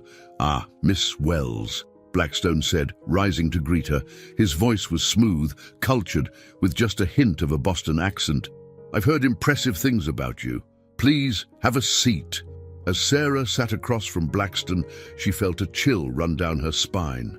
This was the man responsible for her father's death, the mastermind behind a web of corruption that stretched across the city. Yet here he was, smiling at her as if he were just another CEO looking for a capable assistant. The interview began, and Sarah found herself slipping effortlessly into the role of Olivia. She answered Blackstone's questions with confidence, drawing on her years of observing the elite guests at the Grand Lux to mirror their mannerisms and speech patterns. "Your resume is certainly impressive, Ms. Wells," Blackstone said, leaning back in his chair. "But tell me, what makes you think you're cut out for this particular position?" Blackstone Enterprises operates in a unique environment. Discretion and loyalty are paramount. Sarah met his gaze steadily, channeling all of her determination into her response. "Mr. Blackstone, in my experience, true loyalty comes from mutual respect and shared goals. I'm not just looking for a job. I'm looking for a cause to believe in, a vision to help bring to life. From everything I've read about Blackstone Enterprises, I believe this could be that place." A flicker of something, approval, interest, passed across Blackstone's face. "Well said, Ms. Wells, but pretty words are easy. How do I know I can trust you with the sensitive information that crosses my desk every day?" Sarah leaned forward slightly, her voice low and intense. "Mr. Blackstone, in my previous positions, I've been privy to information that could have destroyed careers, even lives, but I understand that my role is to facilitate, not to judge. What happens in this office stays in this office. Period." For a long moment, Blackstone studied her, his green eyes unreadable. Then suddenly, he smiled. It was a smile that didn't quite reach his eyes, but it transformed his face nonetheless. "I think you'll fit in well here, Ms. Wells. The job is yours, if you want it. You can start on Monday." Sarah felt a rush of adrenaline course through her. She had done it. She was in. "Thank you, Mr. Blackstone," she said, infusing her voice with genuine enthusiasm. "I won't let you down." As she left the office, her mind was already racing with the implications of her success. She had gained entry into the inner sanctum of one of New York's most powerful and corrupt figures. Now the real work would begin. The next few weeks were a whirlwind of activity as Sarah settled into her role as Olivia Wells, executive assistant to Victor Blackstone. She quickly proved her worth, anticipating Blackstone's needs and streamlining his day-to-day operations with an efficiency that impressed even the most skeptical members of his team. But beneath her polished exterior, Sarah was constantly on high alert, watching and listening for any information that could help bring down Blackstone's criminal empire. She catalogued every meeting, every phone call, every document that crossed her desk, feeding the information back to James and Detective Rodriguez through a series of dead drops and encrypted messages. It was exhausting work, maintaining her cover while constantly searching for evidence. But Sarah found that she thrived on the challenge. For the first time in her life, she felt truly alive, like she was making a real difference in the world. As the weeks turned into months, Sarah began to notice subtle changes in the way Blackstone treated her. He seemed to be testing her, giving her access to increasingly sensitive information, watching closely to see how she would handle it. One evening, as she was preparing to leave for the day, Blackstone called her into his office. "Olivia," he said, gesturing for her to take a seat, "I have a special assignment for you, one that requires the utmost discretion." Sarah's heart raced, but she kept her expression neutral. "Of course, Mr. Blackstone, what can I do for you?" Blackstone slid a file across the desk to her. "I need you to personally deliver this to Judge Harrington at his home tonight. No one else can know about this.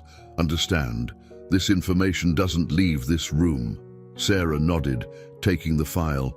"Understood, sir.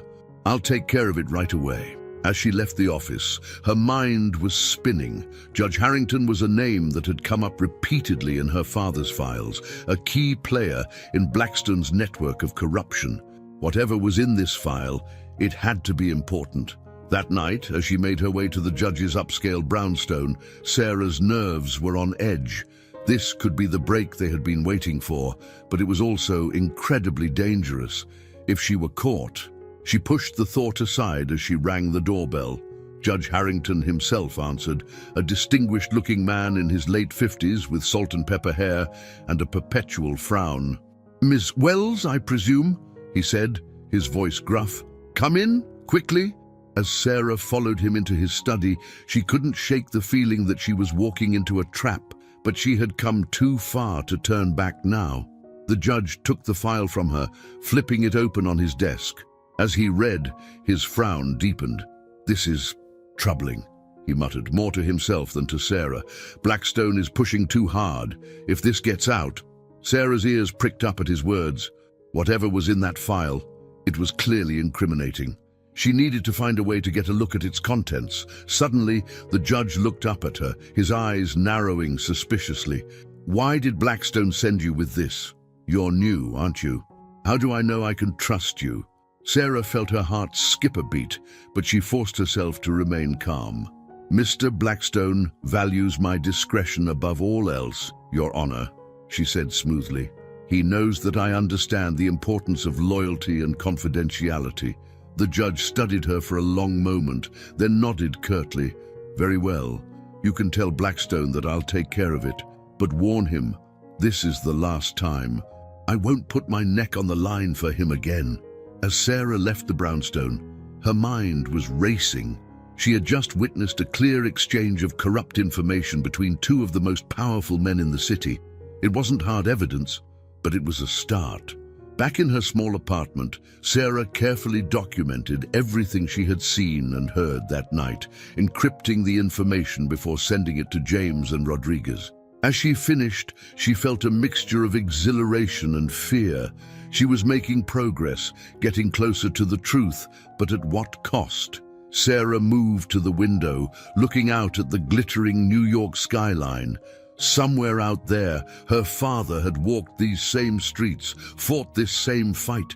She touched the locket around her neck, drawing strength from the memory of his courage. "I'm doing this for you, Dad," she whispered. "And for everyone else these people have hurt. I won't let them win, no matter what it takes." Little did Sarah know that her delivery to Judge Harrington had set in motion a chain of events that would soon spiral beyond her control. As she gazed out at the city, unaware of the storm gathering on the horizon, Sarah Thompson, the hotel cleaner turned undercover agent, stood on the precipice of discoveries that would shake her world to its very foundations and test her courage and resolve in ways she could never have imagined. The following weeks saw Sarah delving deeper into the intricate web of corruption that surrounded Victor Blackstone and his associates.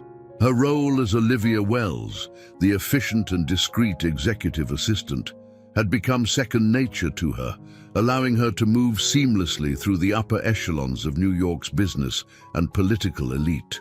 One crisp autumn morning, Sarah arrived at the Blackstone Enterprises offices to find an unusual level of tension in the air.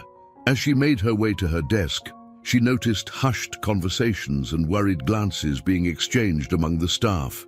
Her instincts, honed by months of undercover work, told her that something significant was happening. No sooner had she settled at her desk than Victor Blackstone's voice came through the intercom. "Olivia, my office, now." Sarah took a deep breath, steeling herself for whatever was to come. She smoothed her blazer, a habit she had developed to center herself before entering potentially dangerous situations, and made her way to Blackstone's office. As she entered, she immediately sensed the tension radiating from Blackstone. He was pacing behind his desk, his usually composed demeanor replaced by barely contained agitation.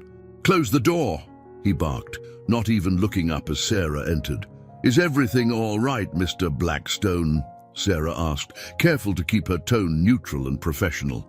Blackstone finally stopped pacing and fixed her with an intense stare. "Olivia, what I'm about to tell you doesn't leave this room. Do you understand?" Sarah nodded, her heart racing. "Of course, sir. You can count on my discretion." Blackstone sank into his chair, running a hand through his silver hair. "There's been a leak. Someone within our organization has been feeding information to the feds. We're not sure how much they know, but it's enough to pose a serious threat to our operations." Sarah fought to keep her expression neutral, even as her mind raced. A leak. Could it be that her efforts, combined with the evidence her father had gathered, were finally bearing fruit? "That's terrible, sir," she said, infusing her voice with just the right amount of concern and loyalty. "What can I do to help?" Blackstone's green eyes studied her face intently, as if searching for any sign of deception. "I need you to go through every communication, every file, every scrap of paper that's left this office in the past 6 months. Find out who's been talking and to whom. Can you do that?" Sarah nodded firmly. "Of course, Mr. Blackstone, I'll start right away. You can count on me to get to the bottom of this." As she left Blackstone's office, Sarah's mind was whirling with the implications of this new development. On one hand, it was encouraging to know that their efforts were having an effect. On the other, this heightened scrutiny could put her in grave danger if she wasn't careful. Over the next few days, Sarah threw herself into the task Blackstone had given her, all while carefully feeding select pieces of information back to James and Detective Rodriguez. She worked late into the night, ostensibly searching for the leak, but in reality using this opportunity to gather even more evidence of Blackstone's illegal activities. It was on the 4th night of her investigation that Sarah stumbled upon something that made her blood run cold. Hidden deep in a file of seemingly innocuous financial records was a series of transactions that caught her eye. As she dug deeper, she realized she was looking at evidence of a massive money laundering operation, one that dwarfed anything they had uncovered so far. But it wasn't just the scale of the operation that shocked her. Among the names listed as beneficiaries of these illegal funds, Sarah saw one that made her heart stop. Thompson M. With trembling hands, Sarah dug further into the file, her mind refusing to accept what her eyes were telling her. But there it was, in black and white, evidence that her father, Michael Thompson, had been receiving regular payments from Blackstone's organization for years before his death. Sarah felt as if the floor had dropped out from beneath her. How could this be possible? Her father, the man she had idolized, the crusader for justice whose mission she had taken up, had he been on Blackstone's payroll all along? She sat back in her chair, her mind reeling. Everything she thought she knew, everything she had been fighting for, suddenly seemed to be built on a lie. Was it possible that her father's death hadn't been a murder, but some kind of falling out among thieves? As the shock began to wear off, Sarah's training kicked in. She couldn't afford to let her emotions cloud her judgment. There had to be an explanation, something she was missing. She needed to get this information to James and Rodriguez as soon as possible. With shaking hands, she began to copy the relevant files, her mind working furiously to process this new information. Whatever the truth was, she was determined to uncover it. Just as she was finishing, a noise in the outer office made her freeze. Footsteps were approaching Blackstone's office. Sarah quickly shut down the computer and gathered the copied files, slipping them into a hidden pocket in her blazer. The door opened, and Sarah found herself face to face with Victor Blackstone himself. His eyes narrowed as he took in the scene. Sarah, alone in his office late at night, clearly startled by his arrival. "Olivia," he said, his voice dangerously soft. "What are you doing here at this hour?" Sarah's mind raced, but her voice remained steady as she replied, "Mr. Blackstone, I was just finishing up my investigation into the leak. I think I may have found something significant." Blackstone's eyes bore into hers, searching for any sign of deception. "Is that so? And what? Pray tell, have you discovered?" Sarah took a deep breath, knowing that her next words could mean the difference between life and death. She had to give him something that would explain her presence without revealing what she had really uncovered. "I've traced a series of unusual communications between one of our junior executives and a known FBI informant," she said, thinking quickly. "It's not conclusive, but it's certainly suspicious. I was just about to compile a report for you." For a long moment, Blackstone said nothing, his green eyes never leaving Sarah's face. Then slowly, a smile spread across his features. It was a smile that didn't reach his eyes, a smile that sent a chill down Sarah's spine. "Excellent work, Olivia," he said, his voice smooth as silk. "I knew I could count on you. Why don't you go home and get some rest? We can discuss your findings in detail tomorrow." Sarah nodded, careful to keep her relief from showing on her face. "Of course, Mr. Blackstone. I'll have the full report on your desk first thing in the morning." As she gathered her things and made her way out of the office, Sarah could feel Blackstone's eyes on her back. She forced herself to move naturally, to not betray the fear and confusion roiling inside her. Once she was in the elevator, alone, Sarah let out a shaky breath. She had come so close to being caught. And now, with this new information about her father, she felt more alone and uncertain than ever. As she stepped out into the cool night air, Sarah's mind was racing. She needed to get the information she had discovered to James and Rodriguez as soon as possible. But more than that, she needed answers. Who was Michael Thompson, really? What was his true relationship with Blackstone? And most importantly, who could she trust now? Sarah hailed a taxi, giving the driver an address several blocks from her actual apartment. As the city lights blurred past the window, she touched the locket around her neck, the one tangible connection she had left to her father. "Oh, Dad," she whispered, her voice barely audible. "What have you gotten me into?" Little did Sarah know that her discovery was just the tip of the iceberg. As she made her way home, clutching the stolen files close to her chest, forces were already in motion that would soon turn her world upside down. The truth about Michael Thompson and his connection to Blackstone was far more complex and dangerous than Sarah could have imagined, and uncovering it would test her courage, her loyalty, and her very understanding of right and wrong. The stage was set for a series of revelations that would shake the foundations of everything Sarah thought she knew. As she prepared to confront James and Rodriguez with her discovery, Sarah Thompson, the hotel cleaner turned undercover agent, stood on the precipice of a truth that would change her life forever, unaware of the storm that was about to break over her head. The New York City night was alive with its usual cacophony of sounds as Sarah made her way to the predetermined meeting spot. Her heart raced, not just from the brisk pace she maintained, but from the weight of the information she carried. The evidence of her father's possible involvement with Blackstone's organization felt like a lead weight in her pocket, threatening to drag her down into depths of doubt and confusion she had never before experienced. As she approached the nondescript coffee shop that served as their secure meeting location, Sarah's trained eyes scanned the area for any sign of surveillance or danger. Satisfied that she hadn't been followed, she pushed open the door, the little bell above it announcing her arrival with a cheerful jingle that felt oddly out of place given the gravity of the situation.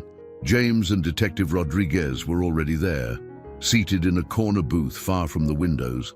Their faces, etched with concern, told Sarah that they sensed the urgency of this unscheduled meeting. "Sarah," James said softly as she slid into the booth beside him. "What's happened? Are you all right?" She nodded, taking a deep breath to steady herself. "I'm fine, but I've found something.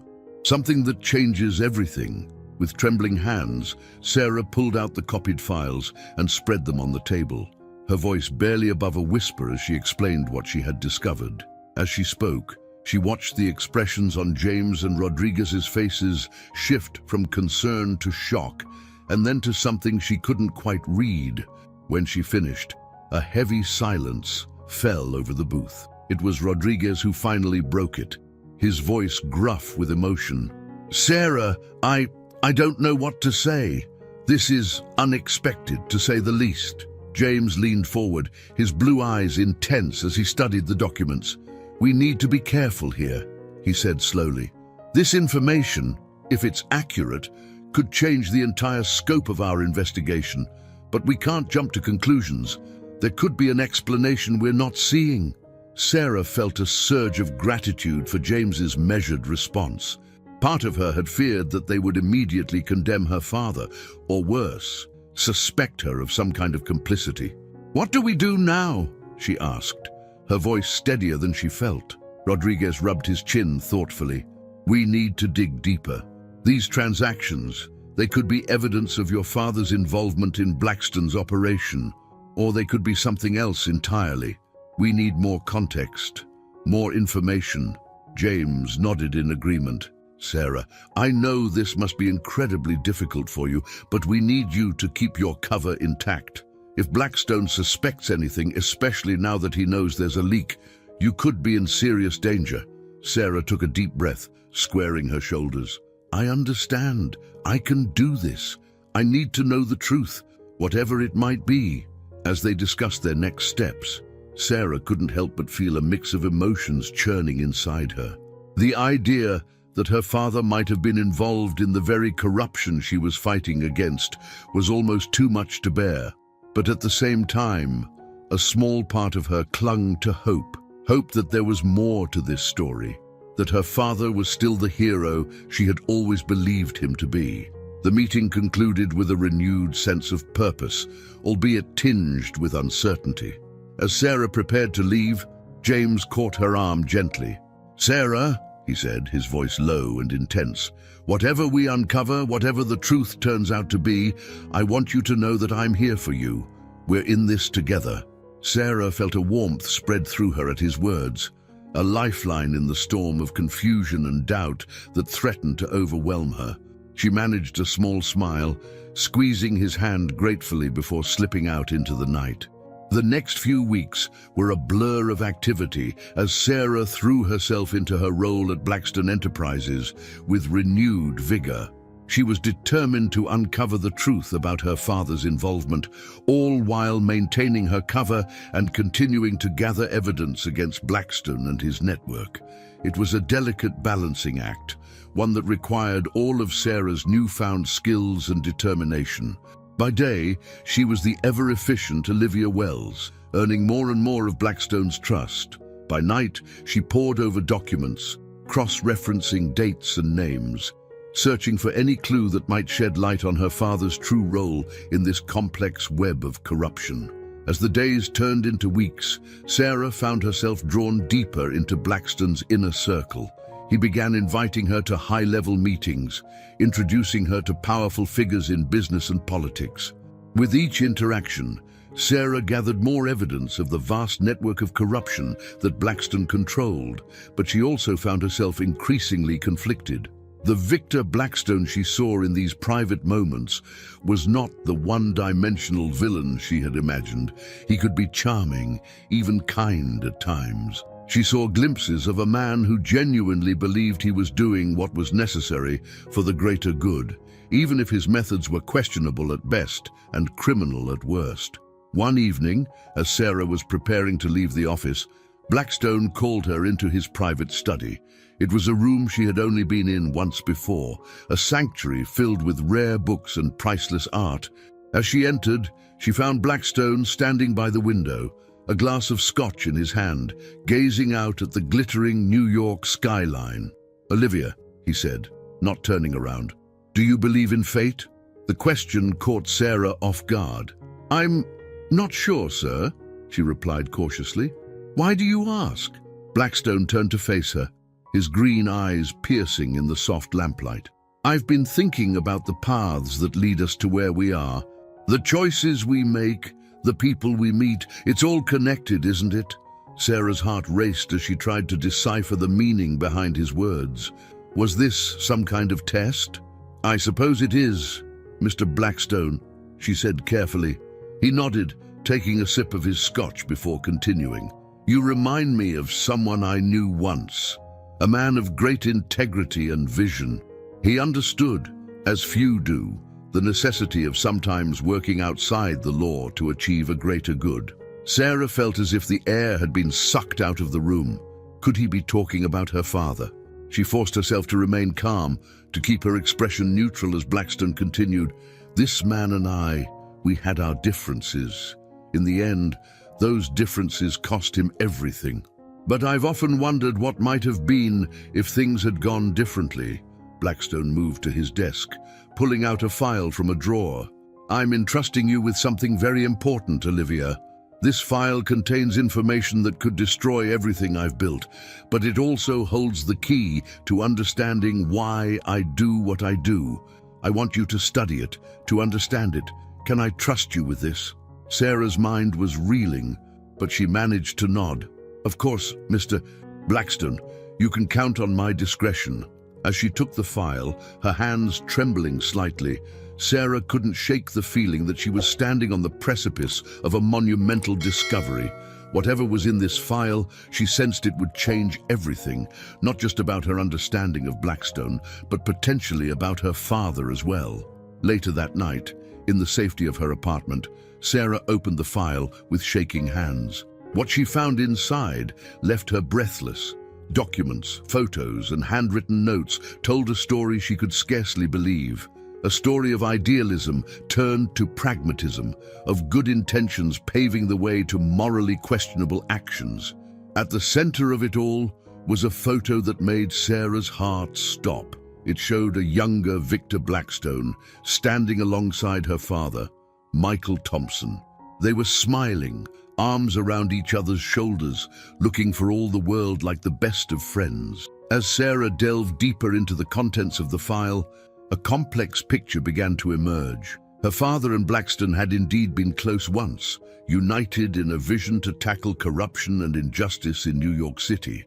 But somewhere along the way, their methods had diverged. Blackstone had chosen to fight fire with fire, building his own empire of influence and control, while Michael Thompson had apparently tried to maintain his principles. The final pages of the file contained correspondence between Blackstone and her father from the months leading up to Michael's death. The tone was tense, filled with veiled threats and pleas for understanding. It was clear that whatever partnership they had once shared had deteriorated into a dangerous antagonism. As Sarah finished reading, her mind was whirling with the implications of what she had discovered. Her father hadn't been corrupt, at least not in the way she had feared. But his relationship with Blackstone was far more complex than she could have imagined. She sat back, tears streaming down her face as she grappled with this new reality. Her father had been trying to stop Blackstone, to expose the very corruption she was now fighting against. But at what cost? And how much danger was she in now, having been entrusted with this information? As the first light of dawn began to creep through her windows, Sarah made a decision. She couldn't face this alone anymore. She needed to share what she had learned with James and Rodriguez to figure out their next move together. But as she reached for her phone to arrange a meeting, a sharp knock at her door made her freeze. Who could be at her door at this hour? With her heart pounding, Sarah moved cautiously towards the entrance, every nerve on high alert. As she peered through the peephole, her blood ran cold. Standing in the hallway, looking grim and determined, was Victor Blackstone himself. In that moment, Sarah knew that her carefully constructed world was about to come crashing down around her. Whatever game Blackstone was playing, whatever test this had been, she sensed that the final act was about to begin. And as she stood there, the damning file clutched to her chest. Sarah Thompson, daughter of Michael, undercover agent, and unwitting pawn in a decades-old conflict, prepared herself for a confrontation that would change everything. Little did she know that the revelations of the night were just the beginning. As she steeled herself to face Blackstone, forces were already in motion that would shake the very foundations of New York's power structure and force Sarah to question everything she thought she knew about justice, loyalty, and the thin line between right and wrong. Sarah's heart pounded in her chest as she stood frozen before the door, the weight of Blackstone's file heavy in her hands. Time seemed to stretch into an eternity as she wrestled with her options. Should she pretend not to be home, try to hide the evidence, or face Blackstone head-on? Another sharp knock jolted her into action. Taking a deep breath, Sarah quickly slid the file under a loose floorboard she'd discovered weeks ago, a hiding place she had hoped never to use. With trembling hands, she smoothed her hair and straightened her clothes, trying to compose herself before facing the man who held the key to so many of her questions. As she opened the door, Sarah found herself face to face with Victor Blackstone. His silver hair was slightly disheveled, and his piercing green eyes bore into her with an intensity that made her blood run cold. "Mr. Blackstone," she said, fighting to keep her voice steady, "this is unexpected. Is everything all right?" Blackstone's lips curved into a thin smile that didn't reach his eyes. "May I come in, Olivia? Or should I say, Sarah?" The use of her real name hit Sarah like a physical blow. Her carefully constructed world seemed to crumble around her as she realized that her cover was blown. Still, years of training kicked in, and she managed to maintain her composure. "I'm not sure I understand, Mr. Blackstone," she said, clinging to her alias like a lifeline. "My name is Olivia Wells, as you know." Blackstone chuckled, a low, dangerous sound that sent chills down Sarah's spine. "Let's dispense with the charade, shall we? I know exactly who you are, Sarah Thompson, daughter of Michael Thompson, my old friend and eventual adversary. Did you really think you could fool me so easily?" As he spoke, Blackstone pushed past her into the apartment, his eyes scanning the room as if searching for something. Sarah's mind raced, trying to process this sudden turn of events. How long had he known? What was his end game? "How?" she managed to ask, her voice barely above a whisper. Blackstone turned to face her, his expression a mix of amusement and something darker, more complex. "I've known since the moment you walked into my office for that interview. Did you think I wouldn't recognize Michael's daughter? You have his eyes, you know, that same fire, that same stubborn determination." Sarah felt as if the floor had dropped out from beneath her. All these months of careful deception, of walking the razor's edge between her true self and her cover identity, had been for nothing. Blackstone had known all along, had been playing her just as she thought she had been playing him. "Why?" she asked, finding her voice at last. "If you knew who I was, why did you hire me? Why let me get so close?" Blackstone moved to the window, gazing out at the New York skyline as he spoke. "Because I wanted to see what you would do. I wanted to understand what drove you, what you were truly after. Was it revenge for your father? Justice? Or something more?" He turned back to her, his eyes searching her face. "I saw in you the same potential I once saw in Michael, the ability to see beyond the surface, to understand the complexities of the world we live in. I hoped you might come to understand why I do what I do, why your father and I chose different paths." Sarah's mind whirled with the implications of his words. "The file you gave me," she said slowly. The story of you and my father. Was that all true?" Blackstone nodded, a flicker of what might have been regret passing across his face. "Every word. Michael was my closest friend once. My partner in trying to change this city for the better. But he couldn't see that sometimes. To fight the darkness, you have to step into the shadows yourself." As he spoke, Sarah's training kicked in. She began to analyze the situation, looking for angles, for ways to turn this unexpected confrontation to her advantage. If Blackstone was here, opening up to her like this, he must have a reason beyond mere revelation. "What do you want from me?" she asked, her voice steadier now, infused with a strength she didn't entirely feel. Blackstone's eyes locked onto hers, intense and unwavering. "I want you to join me, Sarah, to finish what your father and I started all those years ago. Together, we could reshape this city, root out the true corruption that plagues it. With your skills and my resources, we could achieve what Michael only dreamed of. The offer hung in the air between them, heavy with possibilities and dangers. Sarah's mind raced, weighing her options. Could she pretend to accept, to go deeper undercover than she had ever been before? Or was it time to make a stand, to confront Blackstone with the evidence she had gathered? Before she could respond, a sharp knock at the door cut through the tension. Sarah's heart leapt into her throat as she heard a familiar voice call out, "Sarah, are you in there? It's James. We need to talk." Blackstone's eyes narrowed, a dangerous glint appearing in them. "Ah," he said softly, "it seems we have company. Your handler, I presume. Or perhaps something more." Sarah felt as if she were balancing on a knife's edge. James's arrival had complicated an already volatile situation. She needed to think fast, to find a way to protect him while not revealing the full extent of their operation. "Mr. Blackstone," she began, her mind working furiously to craft a plausible explanation. But before she could continue, Blackstone held up a hand, silencing her. "No more lies, Sarah," he said, his voice low and intense. "It's time for you to make a choice.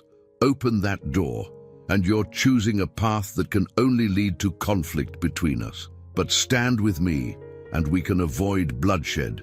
We can find a way forward that honors your father's memory while achieving real change in this city." As James knocked again, more insistently this time, Sarah felt the weight of the moment pressing down on her. Her entire world had been turned upside down in the span of a few short hours. The man she had been investigating, the figure she had seen as the embodiment of corruption, was offering her a partnership. And in his eyes, she saw a glimmer of the idealism that must have once drawn her father to him. But could she trust him? Could she turn her back on everything she had been fighting for? On James and Detective Rodriguez, on the mission that had given her life new purpose. As she stood there, caught between Blackstone and the door, Sarah Thompson faced the most crucial decision of her life. Whatever choice she made in the next few moments would set her on a path from which there was no turning back. It would define not just her future, but potentially the future of New York City itself. With her heart pounding and her mind racing, Sarah took a deep breath, steeling herself for what was to come. She looked from Blackstone to the door and back again, knowing that her next words would change everything. "Mr. Blackstone?"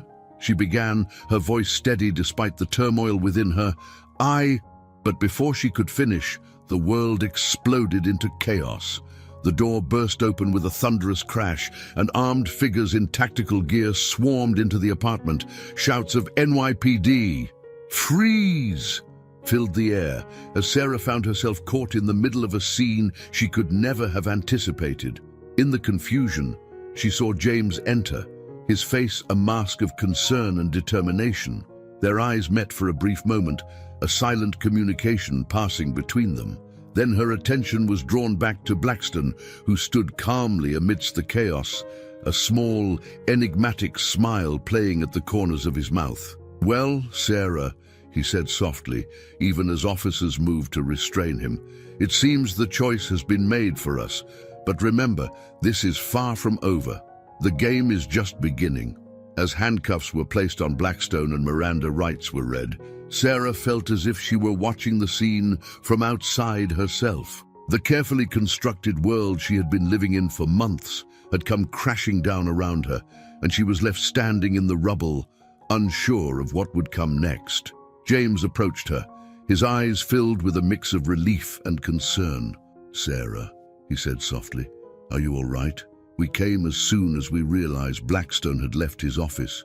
We feared—" Sarah nodded numbly, still trying to process everything that had happened. "I'm fine," she managed to say. "But James, there's so much you don't know, so much I've learned." As the officers began to clear the scene, taking Blackstone with them, Sarah knew that this was just the beginning of a new chapter in her journey. The truth about her father, about Blackstone, about the very nature of justice and corruption in New York City, it was all far more complex than she had ever imagined. Looking out at the New York skyline, the city she had sworn to protect and understand, Sarah Thompson realized that her real journey was only just beginning. The lines between right and wrong, between justice and corruption, had blurred beyond recognition. And she, the daughter of Michael Thompson, the undercover agent who had gotten too close, now stood at the center of a storm that threatened to reshape the very foundations of the city she called home. As the first light of dawn began to break over the horizon, Sarah knew that the coming days would test her in ways she could never have anticipated.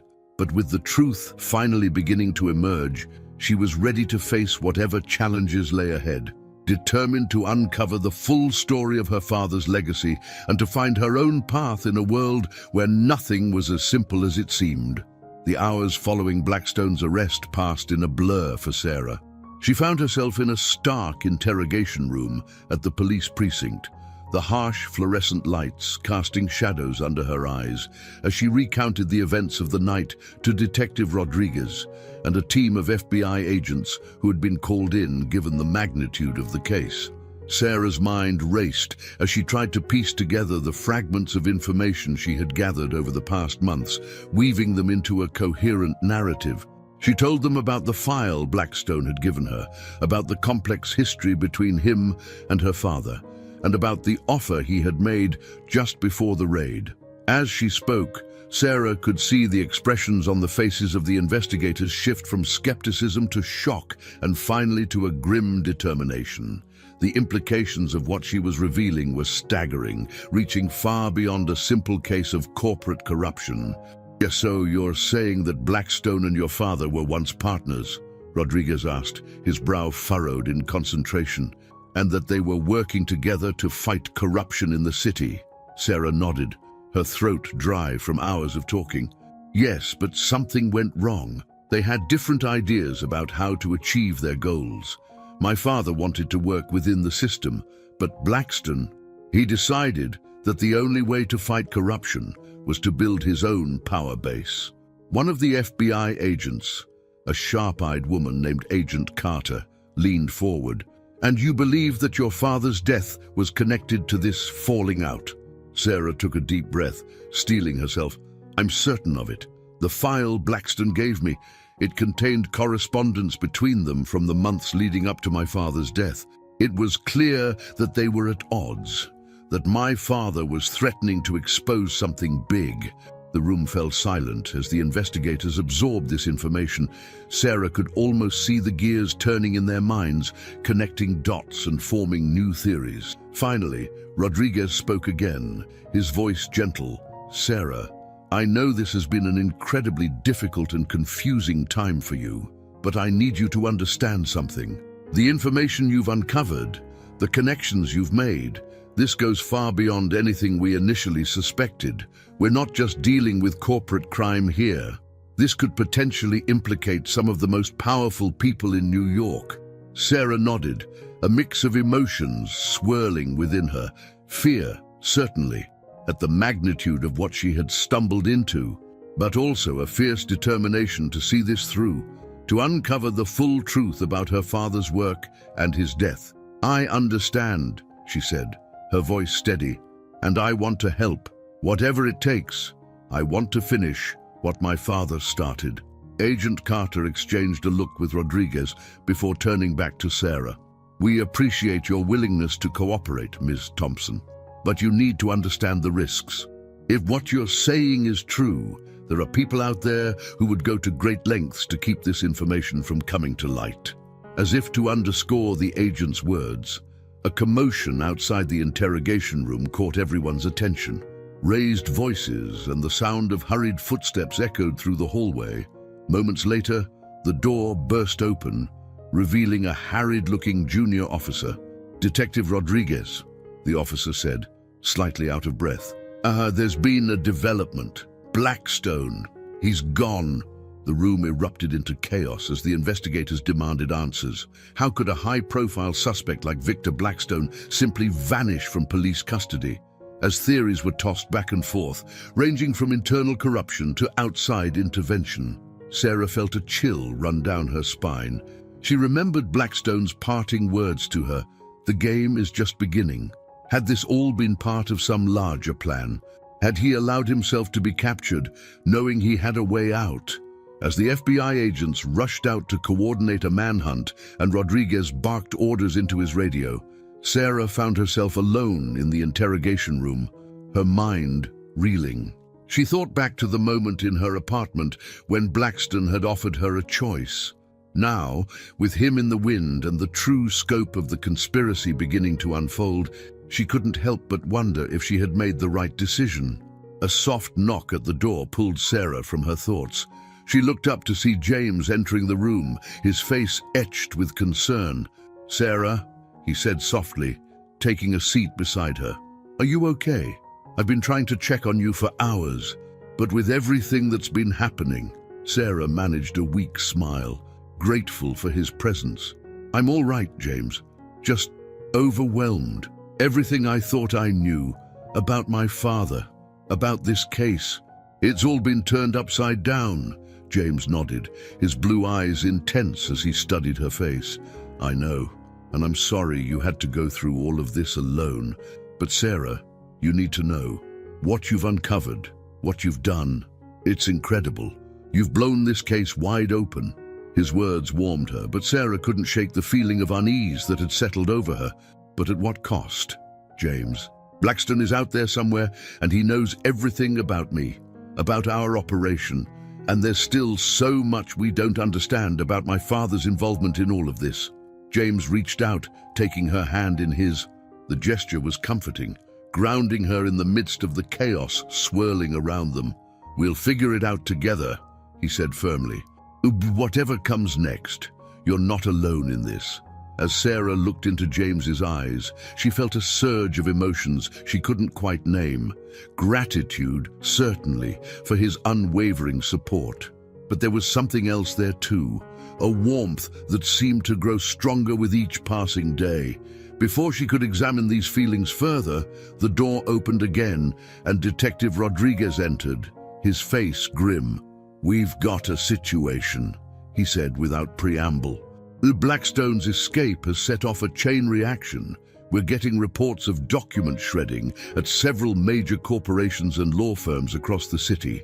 It seems like a coordinated effort to destroy evidence." Sarah's mind raced, connecting dots. "The network," she breathed. "Blackstone's network of corrupt officials and businessmen. They're trying to cover their tracks." Rodriguez nodded. "Exactly. And that's not all. We've received a threat. Against you, Sarah." James tensed beside her, his hand tightening around hers. "What kind of threat?" The detective's eyes were grave as he replied. An anonymous message was sent to the precinct. It said, "The daughter will share the father's fate if she doesn't back off."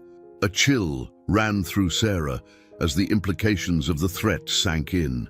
They knew who she was, knew about her connection to Michael Thompson. The carefully constructed walls between her undercover identity and her real life had completely crumbled. "What do we do now?" she asked, surprised by the steadiness in her own voice. Rodriguez straightened, his jaw set with determination. "We protect you first and foremost, and then we go on the offensive. Whatever Blackstone and his associates are trying to hide, we need to find it before they can destroy all the evidence." As they began to discuss strategies and safety measures, Sarah's mind wandered back to the file hidden beneath the floorboards in her apartment. The story of her father and Blackstone's partnership, the clues to what had driven them apart. It was all there, waiting to be uncovered. There's something else," she said, interrupting the discussion between James and Rodriguez. "The file Blackstone gave me. I hid it in my apartment before he arrived. It might hold the key to understanding all of this." James and Rodriguez exchanged a look before the detective nodded. "All right, we'll send a team to secure the file. But Sarah, I need you to understand something. From this moment on, you're no longer just a witness or an undercover operative. You're a key player in what might be the biggest corruption case this city has ever seen." Sarah took a deep breath, feeling the weight of responsibility settle on her shoulders. She thought of her father, of the risks he had taken to fight for what was right. She thought of Blackstone, of the complex web of power and corruption he had woven. And she thought of the city itself, the New York she had grown to love, now revealed to be a battleground between forces she was only beginning to understand. "I'm ready," she said, her voice filled with a determination that surprised even her. "Whatever it takes, I want to see this through. For my father, for justice, and for the truth." As Sarah, James, and Rodriguez began to outline their next steps, a sense of purpose filled the room. They were no longer just individuals caught up in a case. They were a team, united in their quest to unravel the conspiracy that had claimed Michael Thompson's life and threatened to undermine the very foundations of the city. Little did they know that their efforts were about to set off a chain reaction that would shake New York to its core, exposing decades of hidden corruption and forcing Sarah to confront truths about her father, herself, and the nature of justice that she could never have imagined. As the first light of a new day began to filter through the precinct windows, Sarah Thompson stood poised on the brink of a journey that would test her courage, her loyalty, and her very understanding of right and wrong. The game, as Blackstone had said, was indeed just beginning. The following days unfolded in a whirlwind of activity as Sarah, James, and the investigative team delved deeper into the web of corruption that Blackstone had woven across New York City.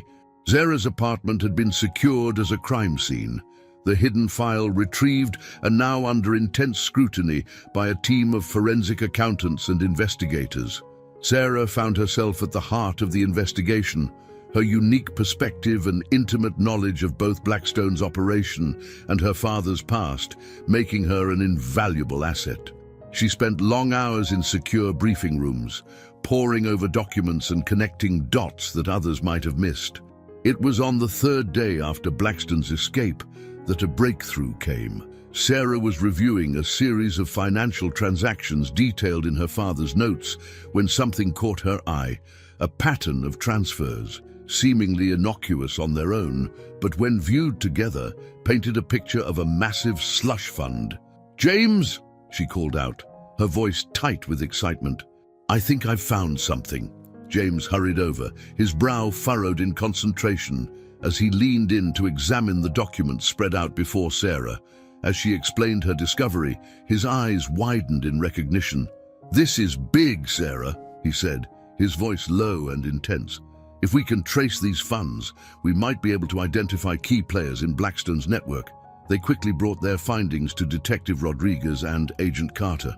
The room buzzed with renewed energy as the team began to follow the money trail, uncovering a complex network of shell companies and offshore accounts that seemed to touch every corner of New York's power structure. As the investigation progressed, Sarah couldn't shake a growing sense of unease. The deeper they dug, the more she realized that the corruption they were uncovering went far beyond anything she had initially imagined. It wasn't just a few crooked businessmen or corrupt officials. It was an entire system built on graft and influence peddling. One evening, as she and James were working late, poring over a particularly complex set of financial records, Sarah voiced her concerns. "James," she said softly, pushing away from the desk and rubbing her tired eyes, "do you ever wonder if we're in over our heads? The more we uncover, the more it seems like we're just scratching the surface of something much bigger." James looked up, his blue eyes filled with a mix of determination and understanding. "I know what you mean," he replied, running a hand through his hair. "It's overwhelming, but that's exactly why we can't give up. If this conspiracy is as far-reaching as it seems, then exposing it could change everything." Sarah nodded, drawing strength from his conviction. "You're right. It's just, I keep thinking about my father, about Blackstone. They started out wanting to make a difference too. What if we end up going down the same path?" James reached out, taking her hand in his. The gesture was becoming familiar, a source of comfort in the chaos that had become their lives. "We won't," he said firmly, "because we have each other. We'll keep each other in check, remind each other why we're doing this." As Sarah looked into James's eyes, she felt that now familiar warmth spread through her chest. In the midst of all the uncertainty and danger, he had become her anchor. a steady presence she could rely on. Their moment was interrupted by a sharp knock at the door. Agent Carter entered, her face grave. "We've got a problem," she announced without preamble. Judge Harrington was just found dead in his home." Sarah felt her blood run cold. Judge Harrington, the same judge she had delivered documents to on Blackstone's orders months ago. "How?" she managed to ask. "Apparent suicide," Carter replied, though her tone suggested she didn't believe it for a second. "But given what we know now about his connections to Blackstone's network, we're treating it as a probable homicide." The implications were clear. Someone was tying up loose ends, silencing potential witnesses before they could talk.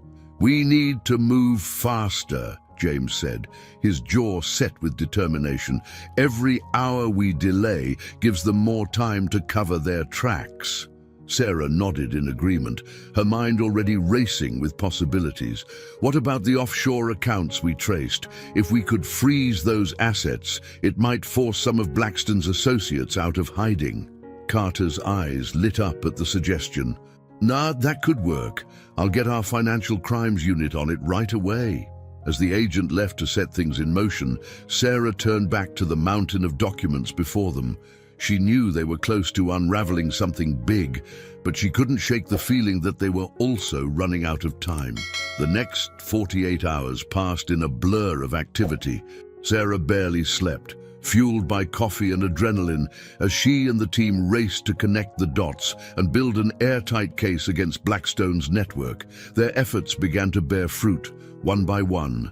Key players in the conspiracy started to emerge from the shadows. A prominent real estate developer turned himself in, offering to cooperate in exchange for leniency. A high-ranking police official was arrested trying to flee the country. But for every victory, there seemed to be a new setback. Evidence would disappear from locked rooms. Witnesses would suddenly recant their statements or vanish altogether. It was clear that they were up against a powerful and resourceful enemy, one that had tentacles reaching into every corner of the city's power structure. Through it all, Sarah found herself drawing on strengths she never knew she possessed. Her years of observing from the shadows as a hotel cleaner had honed her ability to spot patterns and inconsistencies. Her experiences undercover in Blackstone's organization had given her insights into how the corrupt elite operated. But more than that, she felt driven by a sense of purpose that went beyond mere justice. This was about honoring her father's memory, about finishing the work he had started all those years ago. It was late one night, as Sarah was reviewing a particularly cryptic set of documents, that a realization struck her. She had been so focused on unraveling the conspiracy, on bringing down Blackstone and his network, that she had lost sight of the bigger picture. "James," she said, her voice barely above a whisper, "I think I understand now. What my father and Blackstone were trying to do in the beginning, before it all went wrong." James looked up from his own work, his eyes curious. "What do you mean?" Sarah took a deep breath, trying to organize her thoughts. They saw the same things we're seeing now, a system so corrupt, so entrenched, that it seemed impossible to change from within. But where Blackstone chose to build his own empire of corruption to fight fire with fire, my father, I think he was looking for a different way. She shuffled through the papers before her, pulling out a series of notes in her father's handwriting. "Look at this." He was developing a plan, a way to expose the entire network at once, to create a shockwave that would force real change. James leaned in, his eyes scanning the documents with growing excitement. "Sarah, this is incredible.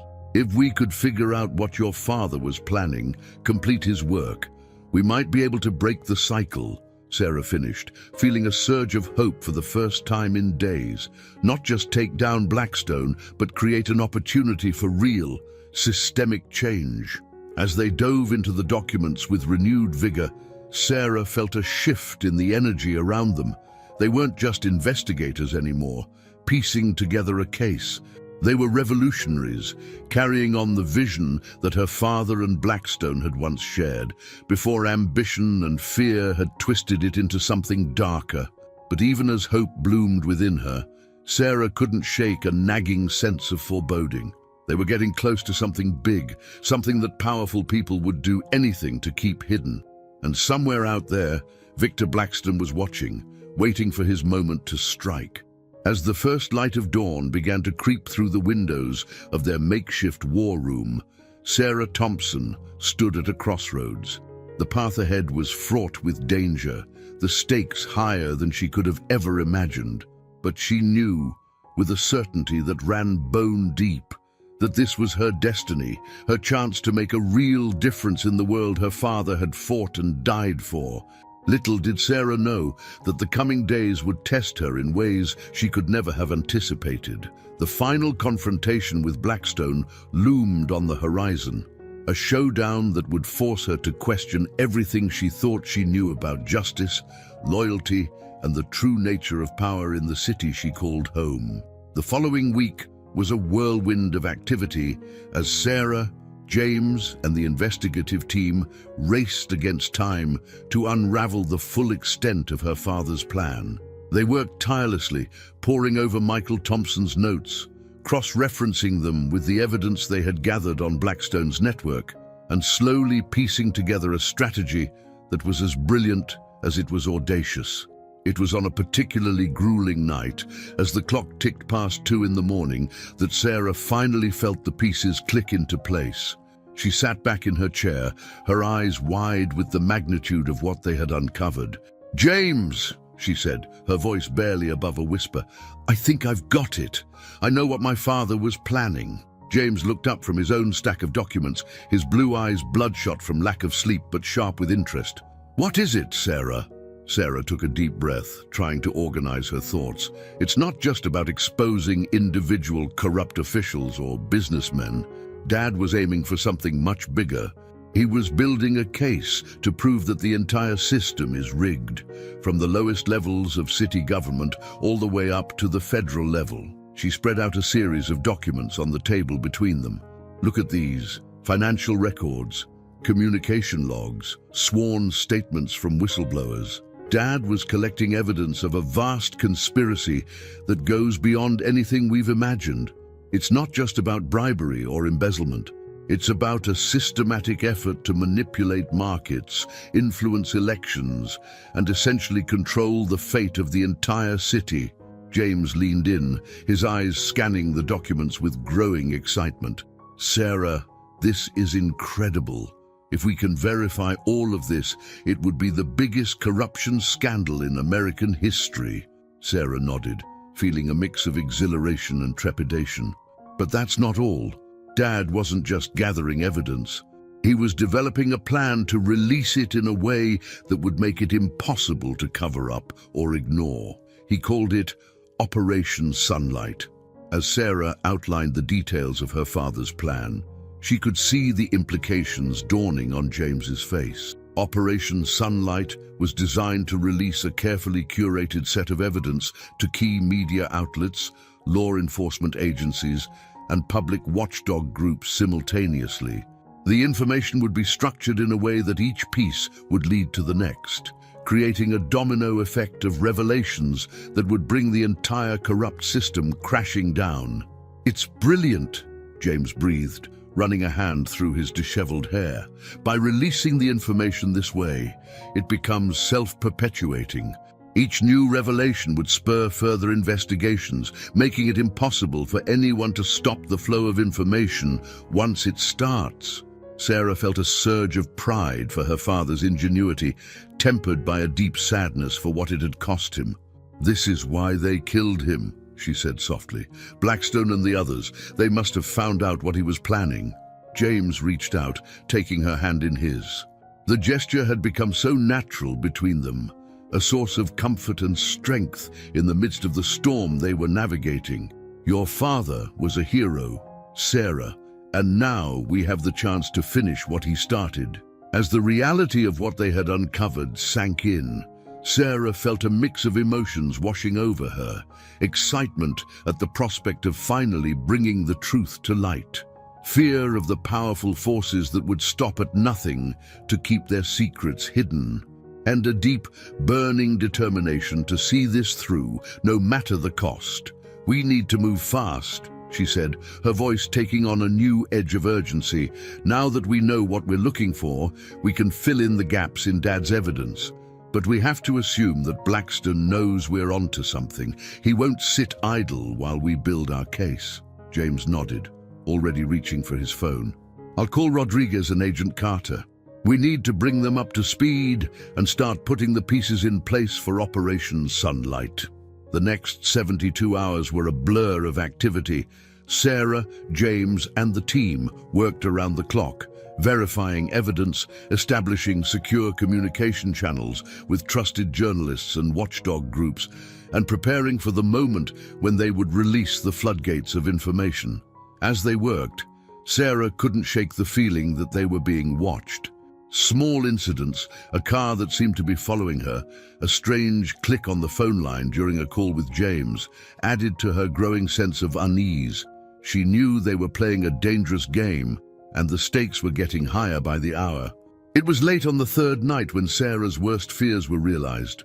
She was alone in the secure room they had been using as their base of operations, double-checking a series of financial records, when she heard a noise that made her blood run cold. The soft click of the door locking from the outside. Heart pounding. Sarah reached for her phone, only to find that it had no signal. She was cut off, trapped, and she had a sickening feeling that she knew who was behind it. As if on cue, a familiar voice came through the room's intercom system. "Hello, Sarah. I think it's time we had a chat, don't you?" Victor Blackstone's smooth, cultured tones filled the room, sending a chill down Sarah's spine. She straightened, forcing herself to project a calm she didn't feel. "Blackstone, I was wondering when you'd show your face again." A low chuckle came through the speakers. "Oh, I've been around, my dear, watching, waiting. I must say, I'm impressed with what you and your team have accomplished. Your father would be proud." Sarah's eyes darted around the room, searching for any sign of surveillance equipment. "What do you want, Blackstone?" "What I've always wanted, Sarah. To finish what your father and I started all those years ago, to change this city for the better." Sarah couldn't help but scoff. "By building your own empire of corruption. By having my father killed when he threatened to expose you." There was a pause, and when Blackstone spoke again, there was a hint of something almost like regret in his voice. "Michael's death was regrettable. A mistake made by overzealous subordinates who didn't understand the bigger picture. But Sarah, you have to understand, the system we're fighting against is so entrenched, so powerful, that sometimes we have to work outside the law to achieve real justice." As Blackstone continued to speak, laying out his vision of a city controlled by his network but free from the corruption of the old guard, Sarah felt a moment of vertigo. His words echoed the arguments she had heard in boardrooms and back alleys throughout her undercover work, the justifications used by those who saw themselves as above the law. But then she thought of her father, of the integrity and determination that had driven him to risk everything for the truth. She thought of James, of Rodriguez and Carter, of all the honest people fighting to make a difference within the system. You're wrong, Blackstone," she said, her voice steady and clear. "What you're proposing isn't justice. It's just another form of corruption, dressed up in noble intentions. My father understood that. That's why he was working to expose all of it. Your network included." Blackstone's voice hardened. "I had hoped you would understand, Sarah, that you would see the necessity of what we're doing, but I see you're as idealistic as your father was. It's a shame, really. We could have accomplished great things together." Sarah felt a chill run down her spine at the implied threat in his words. "What are you going to do, Blackstone? Kill me like you killed my father?" "Oh, Sarah," Blackstone replied, a note of genuine sadness in his voice. "I don't want to hurt you, but I can't allow you to destroy everything we've built. I'm offering you one last chance. Join me. Help me guide this city into a new era. Or..." The unspoken threat hung in the air between them. Sarah's mind raced, trying to find a way out of this impossible situation. She knew that James and the others would be looking for her, but would they find her in time? As the silence stretched on, Sarah made a decision. She thought of her father, of the courage he had shown in the face of overwhelming odds. She thought of the evidence they had gathered, of the potential to create real, lasting change in the city she loved. "I'm sorry, Blackstone," she said, her voice steady despite the fear coursing through her veins. "But I can't do that. I won't betray my father's memory or my own principles. Whatever you're planning, I'll fight you every step of the way." There was a long pause, and when Blackstone spoke again, all trace of warmth had vanished from his voice. "I'm sorry to hear that, Sarah.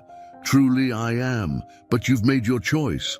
I hope you're prepared to face the consequences." As the intercom clicked off, Sarah felt a wave of dread wash over her. She knew that Blackstone wouldn't make idle threats. Whatever he had planned, she had to find a way to warn James and the others before it was too late. Frantically, she began to search the room for any means of communication, any way to get a message out. As she worked, her mind raced with possibilities. What was Blackstone planning? How much did he know about Operation Sunlight? And most importantly, how could she stop him before he destroyed everything they had worked for? As the minutes ticked by, Sarah Thompson, daughter of Michael, protégé of Blackstone, and now the linchpin in a conspiracy that threatened to shake New York City to its core, steeled herself for the fight of her life. Whatever came next, she was determined to see her father's mission through to the end, no matter the cost. Little did she know that the final confrontation with Blackstone was just hours away, a showdown that would test her courage, her convictions, and her very understanding of justice in ways she could never have imagined. The minutes ticked by with agonizing slowness as Sarah frantically searched the room for any means of escape or communication. Her mind raced, cycling through every piece of training she had received, every skill she had honed during her time undercover. There had to be a way out, some overlooked detail that could turn the tables in her favor. As she ran her hands along the edges of the room's paneling, searching for any hidden compartments or weaknesses, Sarah's thoughts turned to James. By now, he must have realized something was wrong. She could almost picture him, his brow furrowed with concern, mobilizing every resource at their disposal to find her. The thought gave her strength, steeling her resolve to fight on. Suddenly, her fingers caught on a slight irregularity in the wall's surface. Heart pounding, Sarah pressed harder, feeling a small section of the panel give way. Behind it, she found a tangle of wires, part of the room's surveillance system. A plan began to form in her mind, a desperate gambit born of necessity and the knowledge gleaned from months of working in Blackstone's world. With careful precision, Sarah began to manipulate the wires, drawing on everything she had learned about the building's security systems during her time as Olivia Wells. If she could just reroute the right connections, she might be able to send a signal, a cry for help that James and the team would recognize. As she worked, Sarah's mind drifted back to her father. She imagined Michael Thompson in a similar situation, facing impossible odds with nothing but his wits and determination. The thought filled her with a fierce pride and a renewed sense of purpose. She was her father's daughter, and she would not go down without a fight. Minutes stretched into hours as Sarah painstakingly rewired the system, her fingers raw and bleeding from the delicate work. Just as she was beginning to lose hope, a soft beep indicated that her makeshift transmitter had come online. Holding her breath, Sarah tapped out a message in Morse code, a distress signal followed by her location. Now, all she could do was wait and hope that someone on the outside was listening. Meanwhile, across the city, James paced the floor of their makeshift command center, his face a mask of worry and frustration. It had been over 6 hours since anyone had last heard from Sarah, and every attempt to contact her had failed. "We need to expand the search," he insisted, turning to Detective Rodriguez and Agent Carter. "She wouldn't just disappear like this. Something's wrong, I can feel it." Rodriguez nodded grimly. "We've got every available unit on the lookout, James, but the city's a big place, and Blackstone has a lot of hideouts. We need something more to go on." As if in answer to his words, a junior technician burst into the room, his eyes wide with excitement. "We've got something," he exclaimed. "A strange signal coming from an old Blackstone property downtown." It's weak, but it looks like Morse code. James was at the technician's side in an instant, his heart racing as he watched the signal being decoded. As the message became clear, a mix of relief and determination washed over him. "It's Sarah," he said, his voice tight with emotion. "She's alive, and she's given us her location." The room erupted into a flurry of activity as a rescue operation was hastily planned. James insisted on being part of the team, his face set with a determination that brooked no argument. As they geared up, he caught Rodriguez's eye. "We'll get her back," the detective said firmly, clapping James on the shoulder. And then we'll end this, once and for all." As the rescue team mobilized, Sarah continued her efforts to find a way out of her prison. She had managed to pry loose a section of the wall panel, revealing the building's infrastructure behind it. If she could just find a way to short-circuit the door's electronic lock. Suddenly, the intercom crackled to life once more. I must say, Sarah, I'm impressed." Blackstone's voice filled the room, a hint of amusement in his tone. "You're even more resourceful than I gave you credit for, but I'm afraid your little signal won't do you much good." Sarah's blood ran cold. How had he known? Had she inadvertently tipped her hand? "You see," Blackstone continued, "while you've been busy playing electrician, my team has been putting the final touches on our contingency plan. By this time tomorrow, Operation Sunlight will be nothing but a memory, and New York will enter a new era, my era." Sarah's mind raced, trying to decipher the meaning behind Blackstone's words. What was he planning, and how could she stop it from inside this room? "It doesn't have to be this way, Blackstone," she said, forcing her voice to remain steady. "There's still time to do the right thing. To use your influence for real change, the way you and my father originally intended." There was a long pause, and for a moment, Sarah thought she might have gotten through to him. But when Blackstone spoke again, his voice was cold and resolute. "I'm afraid it's far too late for that, my dear. The wheels are already in motion. I had hoped you would see reason, that you would join me in building a better future for this city. But now, well, let's just say that your usefulness has come to an end." The implications of his words sent a chill down Sarah's spine. Whatever Blackstone was planning, it was clear that she was not meant to survive it. As if to underscore the direness of her situation, Sarah heard a faint hissing sound. Her eyes widened in horror as she realized that gas was being pumped into the room through the ventilation system. Panic threatened to overwhelm her, but Sarah forced it down, drawing on every ounce of training and inner strength she possessed. She had come too far, fought too hard, to give up now. With renewed determination, she returned to her work on the door's locking mechanism, knowing that her life, and perhaps the fate of the entire city, depended on her ability to escape. As Sarah worked feverishly, her breath coming in short gasps as the air in the room grew thinner, she could hear the faint sounds of commotion in the distance.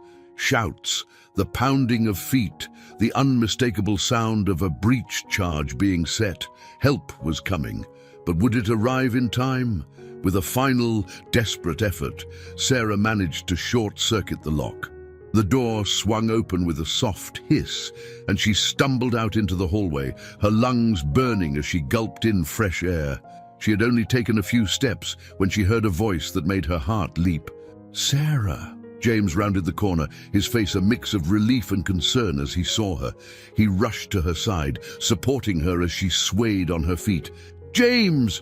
she gasped, fighting to catch her breath. "We have to hurry. Blackstone, he's planning something big. We need to stop him before it's too late." As James quickly filled her in on what they had learned, that Blackstone was holed up in the building's penthouse suite, apparently making final preparations for some grand scheme, Sarah's mind raced, piecing together the fragments of information she had gathered. "I think I know what he's planning," she said, her voice growing stronger as the effects of the gas began to wear off. "He's going to try to release his own version of Operation Sunlight, a carefully curated set of information that will discredit our evidence and paint him as the hero." James's eyes widened as he grasped the implications. If he succeeds, it could turn public opinion in his favor, We'd lose any chance of bringing him and his network to justice. Sarah nodded grimly. Exactly. We need to get to that penthouse and stop him before he can put his plan into action. As they made their way through the building, joined by Rodriguez, Carter, and the rest of the rescue team, Sarah felt a surge of determination. This was it. The final confrontation, the moment that would determine the fate of New York City and the legacy of her father's work. The elevator ride to the penthouse seemed to take an eternity. Sarah used the time to brief the team on what she had learned, outlining a hasty plan to counter Blackstone's scheme. As the doors opened onto the luxurious top floor, everyone tensed, ready for whatever might await them. What they found, however, was not what anyone had expected. The penthouse was a scene of controlled chaos. Dozens of computer screens lined the walls, each displaying different news feeds, social media trends, and data streams. In the center of it all stood Victor Blackstone, looking calm and collected as he directed a team of operatives. As Sarah and the others burst into the room, weapons drawn, Blackstone turned to face them, a small smile playing at the corners of his mouth. Sarah," he said, his voice eerily calm. "I was wondering when you'd join us. I must say you've exceeded all my expectations. Your father would be proud." Sarah's grip tightened on her weapon, her eyes never leaving Blackstone's face. "It's over, Victor. Whatever you're planning, it stops now." Blackstone's smile widened, taking on a predatory edge. "Oh, my dear, it's not over. It's only just beginning." With a dramatic flourish, he pressed a button on the console before him. Immediately, the screens around the room came to life, displaying a carefully crafted message that began to spread across social media platforms and news outlets at an alarming rate. As Sarah watched in horror, she realized that Blackstone had not just been preparing to discredit their evidence, he had co-opted Operation Sunlight itself, twisting it to serve his own ends. The information being released was a mix of truth and carefully constructed lies, all designed to paint Blackstone as a crusading reformer fighting against a corrupt system. "You see, Sarah," Blackstone said, his voice filled with a twisted sense of triumph, "I learned from your father's mistake. It's not enough to simply expose corruption. You have to control the narrative to shape public perception. And now, thanks to the groundwork you and your team so helpfully laid, I'm about to become the most powerful man in New York." As the implications of Blackstone's plan sank in, Sarah felt a moment of despair. Had they come so far, fought so hard, only to have their efforts turned against them at the last moment? But then she thought of her father, of the courage and integrity that had driven him to fight against impossible odds. She thought of James, of Rodriguez and Carter, of all the honest people who had risked everything to bring the truth to light.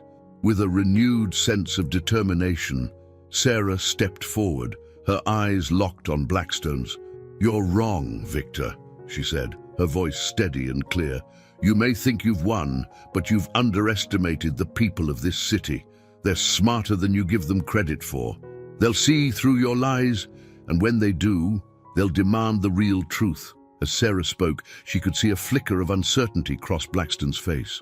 For the first time, he seemed to realize that his carefully laid plans might not be as foolproof as he had believed. The stage was set for a final, dramatic showdown, a battle not just for control of New York City, but for the very soul of justice itself. As Sarah prepared to make her stand, she knew that the next few moments would determine not just her fate, but the future of the city she had come to love. Little did anyone in that room realize that the true test was yet to come, a revelation that would shake the foundations of everything they thought they knew and force Sarah to make the most difficult decision of her life. The tension in the penthouse was palpable as Sarah and Blackstone faced off, surrounded by the chaos of screens flickering with the unfolding drama of Operation Sunlight.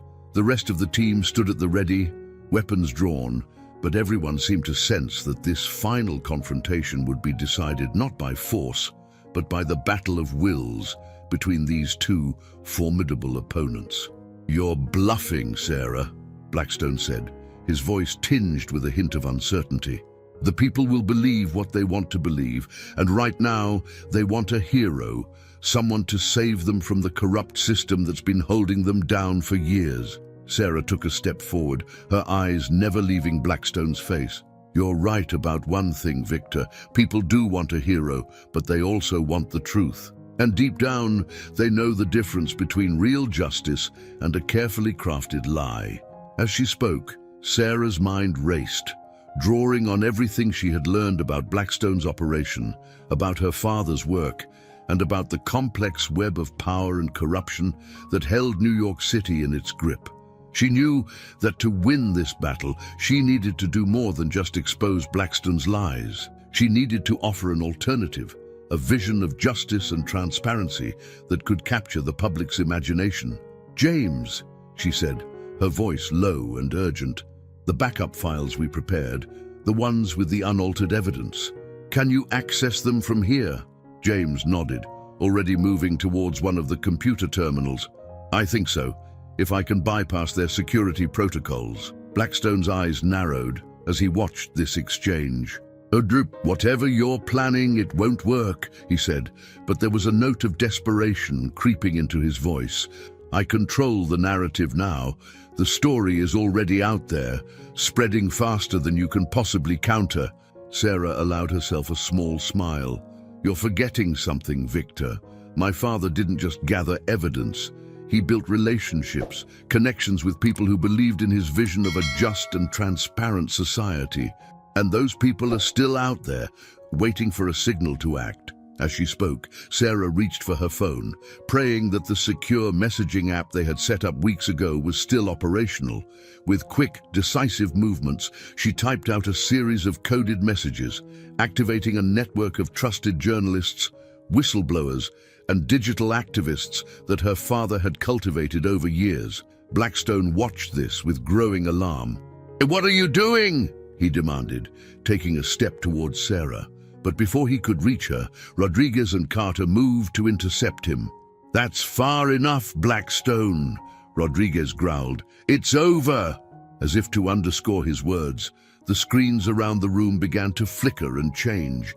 James had succeeded in accessing their secure files, and now the true, unaltered evidence of Blackstone's crimes began to flood the airwaves and social media platforms. But Sarah knew that raw data alone wouldn't be enough to counter the narrative Blackstone had crafted.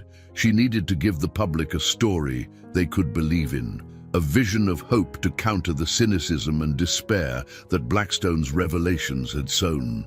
Taking a deep breath, Sarah stepped in front of one of the cameras that was live streaming the unfolding drama. "People of New York," she began, her voice steady and clear. "My name is Sarah Thompson. Some of you may recognize me as the daughter of Michael Thompson, a man who dedicated his life to fighting corruption in this city." As she spoke, Sarah could see the view counts on the screen skyrocketing. Millions of people across the city and beyond were tuning in, drawn by the drama unfolding before their eyes. "Tonight, you've been bombarded with information, accusations, and promises of reform," Sarah continued. "But I'm here to tell you that the truth is both simpler and more complex than what you've been shown. The corruption that plagues our city isn't the work of any one man or group. It's a system, one that has grown and evolved over decades, ensnaring both the powerful and the powerless in its web." Sarah paused, letting her words sink in. She could see Blackstone out of the corner of her eye, his face a mask of fury and disbelief as he watched his carefully constructed narrative begin to crumble.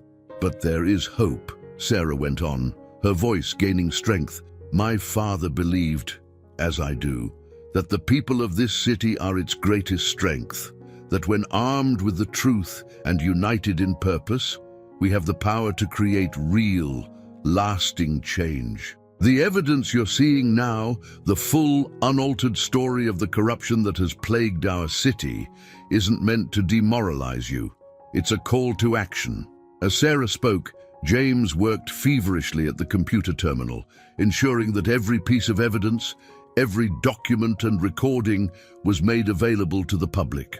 The screens around the room began to fill with reactions from across the city, expressions of shock, anger, and, increasingly, determination. "Do we stand at a crossroads?" Sarah continued, her eyes blazing with passion. "We can choose to give in to cynicism and despair, to believe that nothing will ever change. Or we can choose to stand up, to demand better from our leaders and from ourselves. The road ahead won't be easy. Real change never is. But together, we can build a New York that lives up to its promise, a city of true justice and opportunity for all." As Sarah finished speaking, the room fell silent for a moment. Then, slowly, a sound began to build, first from the streets below, then spreading across the city. It was the sound of people coming together, of voices raised in unison, demanding change. Blackstone, who had been watching this unfold with growing horror, suddenly lunged for the control panel. "No!" he shouted. "I won't let you destroy everything I've built." But before he could reach it, James intercepted him, tackling Blackstone to the ground. The two men grappled, rolling across the floor as Rodriguez and Carter moved in to assist. In the chaos, Sarah's eyes were drawn to a small, inconspicuous device that had fallen from Blackstone's pocket during the struggle. With a jolt of recognition, she realized it was a dead man's switch, likely connected to some final, devastating failsafe. Time seemed to slow as Sarah weighed her options. She could easily destroy the device, ensuring that whatever final card Blackstone had to play would never see the light of day. But as she reached for it, a thought struck her. What if this device contained even more damning evidence? What if it was the key to unraveling the last, most deeply buried secrets of Blackstone's network? The choice before her was clear, but the implications were staggering. Destroying the device would bring a clean end to this chapter, allowing the city to move forward with the process of healing and reform. But activating it could potentially expose even deeper layers of corruption, possibly implicating figures that had so far remained untouched by their investigation. As Sarah stood there, the device in her hand, she felt the weight of her father's legacy, of the city's future, pressing down on her. The sounds of the struggle behind her faded away as she focused on this one crucial decision. In that moment, Sarah Thompson, the hotel cleaner turned unlikely heroine, the daughter carrying on her father's fight for justice, held the fate of New York City in her hands. Whatever choice she made would have far-reaching consequences, not just for her and those around her, but for millions of people who called this city home. Little did Sarah know that her decision would set in motion a chain of events that would not only reshape the political and social landscape of New York, but would also force her to confront the deepest, most personal aspects of her own identity and beliefs. As she stood on the precipice of this monumental choice, the true test of her character and the final chapter of her extraordinary journey was about to begin. In the tense silence that followed, Sarah's fingers closed around the dead man's switch, her mind racing with the potential consequences of her decision. The sounds of the struggle behind her faded into the background as she focused on this pivotal moment. Taking a deep breath, Sarah made her choice. With steady hands, she activated the device. For a heartbeat, nothing happened. Then suddenly, every screen in the room flickered to life, displaying a cascade of data that made even James gasp in shock. "My God," he breathed, his eyes wide as he scanned the information pouring across the displays. "Sarah, it's everything. The entire network laid bare." As the team watched in stunned silence, the true scope of Blackstone's operation unfolded before them. It wasn't just a matter of local corruption or even national influence. The tentacles of this conspiracy reached across continents, implicating world leaders, global corporations, and shadowy organizations that had long been the stuff of conspiracy theories. Sarah's heart raced as she realized the magnitude of what they had uncovered. This wasn't just about New York anymore. This was a revelation that could reshape the entire global power structure. Blackston, who had been subdued by Rodriguez and Carter, let out a bitter laugh. You have no idea what you've done," he said, his voice a mix of anger and something that sounded almost like admiration. "You think exposing this will make the world a better place? You've just opened Pandora's box. Sarah, there's no going back from this." As if to underscore his words, alerts began to flash across the screens. News outlets around the world were picking up the story. Governments were issuing statements, and social media was exploding with reactions. Sarah felt a moment of doubt. Had she made the right choice? The sheer scale of what they had uncovered was overwhelming. How could they possibly hope to manage the fallout from this? But then she caught sight of her reflection in one of the darkened screens. In her eyes, she saw the same determination, the same unwavering commitment to justice that she had always admired in her father. This was what Michael Thompson had been working towards all along, a chance to pull back the curtain and show the world the truth, no matter how uncomfortable or dangerous that truth might be. With renewed resolve, Sarah turned to face her team. "We need to move fast," she said, her voice steady and clear. "James, start organizing this data. We need to prioritize the most critical information and get it into the hands of trusted journalists and investigators around the world." James nodded, already moving to the computer terminals. "On it. I'll activate our secure network of contacts. We'll need to be careful, though. There are going to be a lot of powerful people trying to bury this information." Rodriguez stepped forward, his face grim but determined. "I'll coordinate with federal agencies and Interpol. We're going to need an unprecedented level of international cooperation to follow up on all of this." As the team sprang into action, Sarah felt a hand on her shoulder. She turned to see Agent Carter, a look of quiet respect in her eyes. "Your father would be proud," Carter said softly. "You've taken his work further than he could have ever imagined." Sarah felt a lump form in her throat at the mention of her father. "I just hope I've done the right thing," she said, her voice barely above a whisper. Carter squeezed her shoulder reassuringly. "The right thing isn't always the easy thing, Sarah, but exposing the truth, giving people the information they need to make informed decisions about their world, that's always right." As Sarah nodded, grateful for the support, a commotion near the elevators caught her attention. A group of people were pushing their way into the penthouse, led by a face she recognized from countless news broadcasts, the mayor of New York City. "What in God's name is going on here?" the mayor demanded, his face flushed with a mix of anger and fear. "Do you have any idea what you've done? The panic you're causing?" Sarah stepped forward, drawing herself up to her full height. In that moment, she was no longer the invisible hotel cleaner or the undercover operative. She was Sarah Thompson, daughter of Michael Thompson, and she was ready to face whatever challenges lay ahead. "Mr. Mayor," she said, her voice calm but firm, "what's happening here is the exposure of a truth that's been hidden for far too long. Yes, it's going to cause upheaval. Yes, it's going to be difficult, but the people of this city, of this world, deserve to know what's really been going on behind the scenes." The mayor sputtered, his face growing redder. You can't just... This isn't... Do you have any idea of the chaos this will cause?" "Sometimes," Sarah replied, thinking of all she had learned and experienced over the past months. "We need a little chaos to break free from systems that no longer serve us. This isn't about destroying our institutions, Mr. Mayor. It's about giving us a chance to rebuild them, better and stronger than before." As she spoke, Sarah could see the fight going out of the mayor's eyes. He, like so many others, was beginning to realize that the world had changed irrevocably in the span of a few short hours.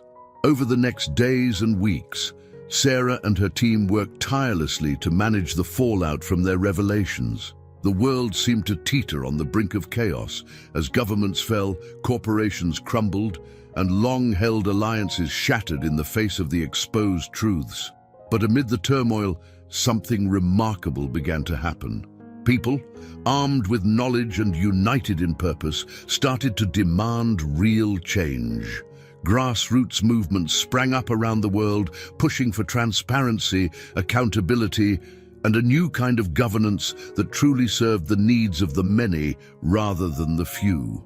Sarah found herself at the center of it all, not as a leader, but as a symbol, a reminder of what could be accomplished when ordinary people stood up for what was right.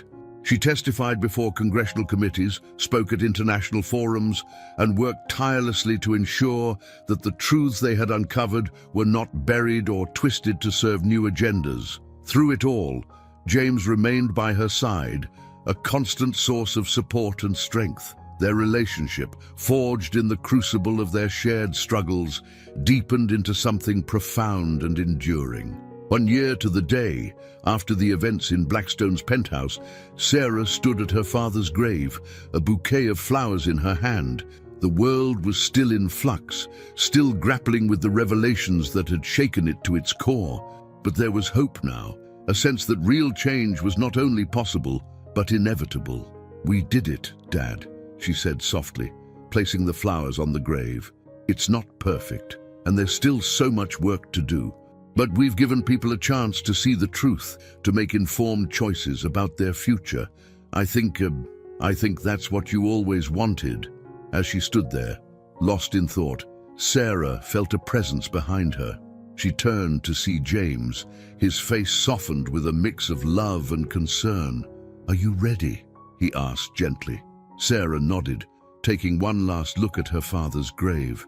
"Yes," she said, her voice filled with quiet determination. "There's still so much to do." As they walked hand in hand out of the cemetery, Sarah thought about the journey that had brought her to this point. From an invisible hotel cleaner to a key player in a global revolution, she had faced challenges she could never have imagined. But through it all, she had discovered a strength within herself that she never knew existed. The road ahead was still long and fraught with difficulties. The world was in the process of rebuilding itself, and there would be those who would resist change, who would try to re-establish the old power structures. But Sarah was ready to face whatever came next. She was no longer just Michael Thompson's daughter, or the woman who had exposed Blackstone's network. She was Sarah Thompson, a force for change in her own right, ready to continue the fight for justice and transparency in this new, uncertain world. As they reached their car, Sarah paused, looking out over the New York skyline. The city had changed, just as the world had changed, but its spirit, the indomitable will of its people, remained as strong as ever. "What are you thinking?" James asked, giving her hand a gentle squeeze. Sarah smiled, a mix of determination and hope shining in her eyes. "I'm thinking that this is just the beginning. We've opened the door to change, but now comes the hard part, making sure that change leads us somewhere better." James nodded, understanding in his eyes. "Together?" he asked. "Together," Sarah affirmed, her voice strong and clear. As they drove away, heading towards their next challenge, Sarah felt a sense of peace settle over her.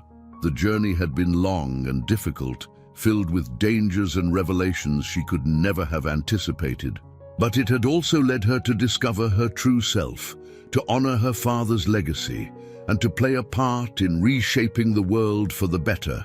Whatever the future held, Sarah Thompson was ready to face it head-on, armed with the truth, supported by those she loved, and driven by an unwavering commitment to justice. The invisible hotel cleaner had become a beacon of hope for millions, and her story was far from over. As the sun set over New York City, casting a golden glow over the transformed skyline, Sarah looked to the future with hope and determination. The world had changed, and she had changed with it. But her journey, like the never-ending story of human progress, was only just beginning. I hope you enjoyed today's story. Subscribe to the channel so you don't miss more stories like this. Leave a like and comment below what you thought of the story. See you in the next video.